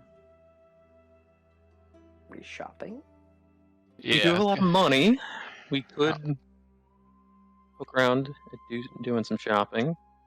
I think it's Well, been only a day since I had put in that request to that tailor, so that's probably not ready yet. But Well, also now we know shopping. we're gonna be here. Plus, shopping will give us a chance to kind of talk to locals, see what their pulse is, what's going on, especially merchants. A lot of times in situations like this, they'll pay a protection fee, and so it'll be interesting to find out who's getting the money. Is it still going to Slight? Is the Jade Mask getting it? You know, who is there different areas? Again, we have to be discreet about it, but it might be very informative for us to go shopping and ask some strategic questions along the way. we should also probably go find Mouse. That too. Yes, very much so. By the way, does anybody know where Mouse is? The message that she sent me did not give a location. It just said warehouse. Okay. Safe house, I think, is what it Safe Safe. house. Okay. We're kind of inconspicuous, as you pointed out, so hopefully, she'll be able to find us. I'll maybe ask I want to call him Dontavius, but that feels wrong. The Dantavius. barkeep. Yeah. And Davies. If he knows where we might find Jerome, it seemed like he knew him a little better.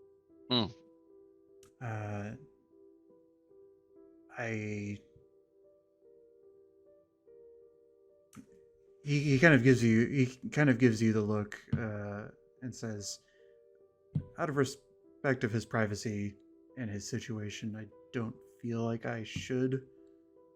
I understand why, but Did you get a message to him? I'm sure I could. Then That might be helpful. We're just trying to group back up with our friend the wolf that ran off.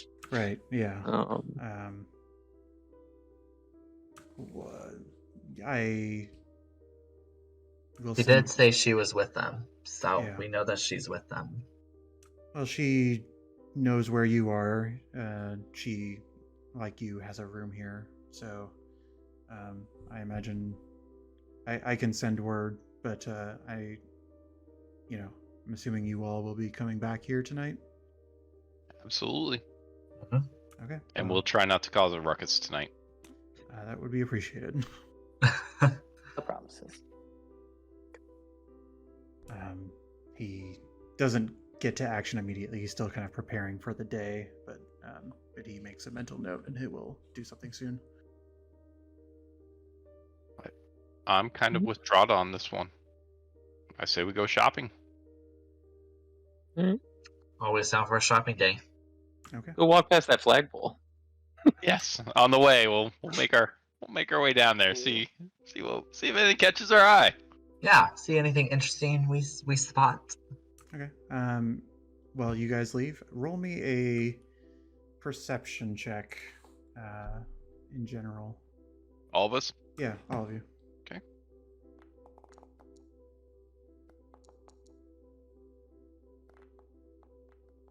Ooh, that was almost a 20. Ooh, there we go. One thing, you go to that post and he is gone. The ropes are cut, and Sorry, didn't mean to do that. that's fine. Where you left the individual you tied up, the ropes are gone, or the ropes are cut, and he is gone. Is the note still there, or did he take it with him? Did you like shove it in his pocket, or did you like put it in his hand? You said you put it in his hand, right? I think, yeah. Yeah, it's crumpled up and on the ground. What Does am it I look supposed like to do? there's like a circle in the dirt where maybe some people were standing around and laughing at him, or like no one had noticed this? You can roll an investigation check if you're trying to Sherlock Holmes what happened. I'm not trying that hard. Clack Sherlock Holmes. Clack Sherlock Holmes. But I will say, with the perception check of 24 from Drada, the first roll of yours, something, well, yeah, something, well, Flint, I'm going to give you advantage for a particular reason. Draught definitely sees this, but Flint is a maybe.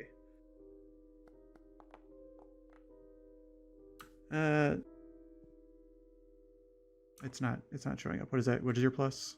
I have a total of a 14. Oh wait, with I see. Yeah, advantage. gotcha. Okay, you do not see this, but Draught, what you see that is strange is that as you were passing through this region in the dead of night, you and Mouse had sort of went through here to catch up with the group, and this is in the distance. In the distance, you guys are a ways away from this area right now, but you see that there's something that was not there yesterday, which is a giant tree, like 30, 40 feet up, that has sort of appeared overnight. Hey everyone, see that tree over there? That's new. You pointed out, and the rest of you who were, because this is where the kind of market that Flint had put in the order the previous night, you look and there's just this giant tree that you did not see. Like, are we certain it's new? Because I'm almost positive. I know many times I've walked by someplace I walked 1,500 times and like, oh, is that new? And then you look at it and it's like, no, that's always been there. You just never. Listen, we haven't known each other for that long, but you've seen me climb up multiple trees. I love me some trees, and that's a new tree. Fair enough. Fair enough. You I don't also remember it being there. Yeah, you also like that scan. I don't either. You scan the horizon, and it is the tallest thing in this city, except for maybe a tower that is in the middle of town. But it's like, if you were to look at a skyline of this place, the skyline just dramatically shifted overnight with this tree's appearance. Would Mouse have been able to do anything like that?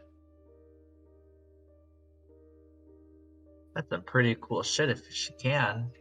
Maybe. She hasn't mentioned anything. Do we take a detour then from our shopping excursion and go check this out? I mean, it is in the market, so we're looking to it. Me. Oh, is it in the market or near the market? I'm sorry. It appears to be in the market. Okay. Well, There are multiple markets, but this is sort of like the Main one. this is like a flea market sort of setup. Okay. Where people like set up their own tents as opposed to like buildings. I say let's make like a tree and check it out. Right. Just like trees do, Really went out on a branch for that pun. Oh, We're gonna stop where we're ahead, okay, and just start walking forward. Ahead. All right. Takes you the better part of an hour and a half or so to find yourself in that vicinity. Takes an hour and a half to get to Yes, that. That's sorry. a mungo tree. Well, yeah. It's pretty far away. Sorry, 2.5 hours. But this tree, it stands out looking at the sort of flat horizon and you rolled a really high perception, so that's but as you get closer, the market is starting to get set up. People are bringing in people have been here already, actually, a number of them, but there's like one or two people still setting up.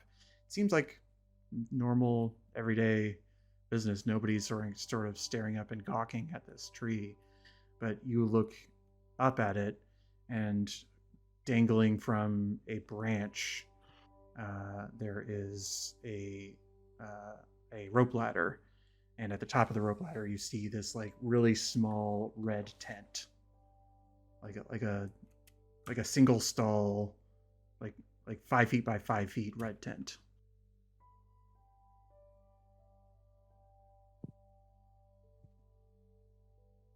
I'm going up. Oh, I don't know if I'll fit, but though I'm trying to think. Looking up at the tent, GM, is it even possible for a minotaur my size to fit in a space such as that? Well, it doesn't look like you would fit inside the tent. Well, no, I mean you would. It would just be uncomfortable, and I don't think that you would think that everybody could get in there. Like you So don't have like a 5 feet girth. You know what I mean? Like, Right. So I'm gonna sit it out. Be like, I probably won't fit. To me, I definitely would be very uncomfortable in there. So I'll walk around the area, and you guys can just come out. Okay. So who is going up? Versus climbing a tree. Clax, you're Flint's staying down? definitely. Okay. So Flint and Drada, you make your way up, and you, without much issue climbing the ladder. I don't really know what the deal is with like gnomes and ladders, but you make it work. It's not a challenge. It's just a little awkward. And as you both make it up there, this tree branch that this tent is set up on is quite wide. And you have no problem kind of having your footing, and you just see this red tent in front of you. It's completely closed.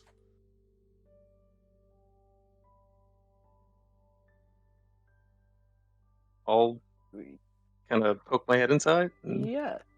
Hello? Classic head on head over the corner. Yeah. You pull back the cloth of it, and there's just sort of a field of energy. You don't actually see anything inside. It's like a barrier. Reach my hand out. Is it? Yeah, your hand goes through it. Hand come back out unscathed. Yeah, no problem. It's a little cool in there, like air conditioned almost. Oh, hell yeah! Fantasy AC. Sure. Enticed by the fantasy AC. Yeah, and make my way through the barrier. Yeah, I'll step in behind him. Those of you watching from below, there's like a degree to which you're like, there's no way they would both fit in there, and you see Drada step in, and then you see Flint step in, and you don't see any like, two people squeezed into a fabric tube and like poking out the edges of the tent in an awkward fashion. They just walk in and disappear. I look at Clax. Like, should we go up there? Not yet, but definitely not what I would expect. Thing. If you want to go climb that ladder, feel free, but I think my curiosity would take the best of me, and I think I would climb and just kind of peek and see if I see anything. But of course, I see the field of energy. Yeah. And then I'm down there. You see anything? I see like magical energy. I kind of like poke it, and it goes through, and I'm like, oh. It ripples a bit. I mean, it looks like there's like another dimension in here. I can't see anything through it. Trying to squint, trying to see if there's any like less opaque spots. But I just yell down to Clax, I'm just gonna go in, and I kind of just crawl through. What? Oh, god damn it! I poke my head out. You can join. Start making my way up the ladder. Pull my head back in. All right. Well, I will tell you what you find in there next time. No. Just because it is 10 o'clock. But rest assured, you did not die stepping in there, so no. Yay. Well, thanks for playing. Sean, I understand you're not available the next 2 weeks, right? Yeah, we're definitely vacation, and then I will be on business travel again. So Okay.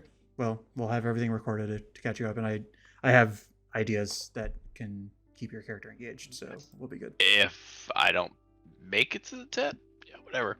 Anyways, but no, guys, have a great time without me. I'll be thinking of you guys. If by some miracle, last time I was up in Maine, I had to go to the supermarket to get cell service, so I'm not banking on having a lot of internet while I'm up there. I'm saying goodbye to the stream. Thanks for watching. Bye. Oh, sorry, stream.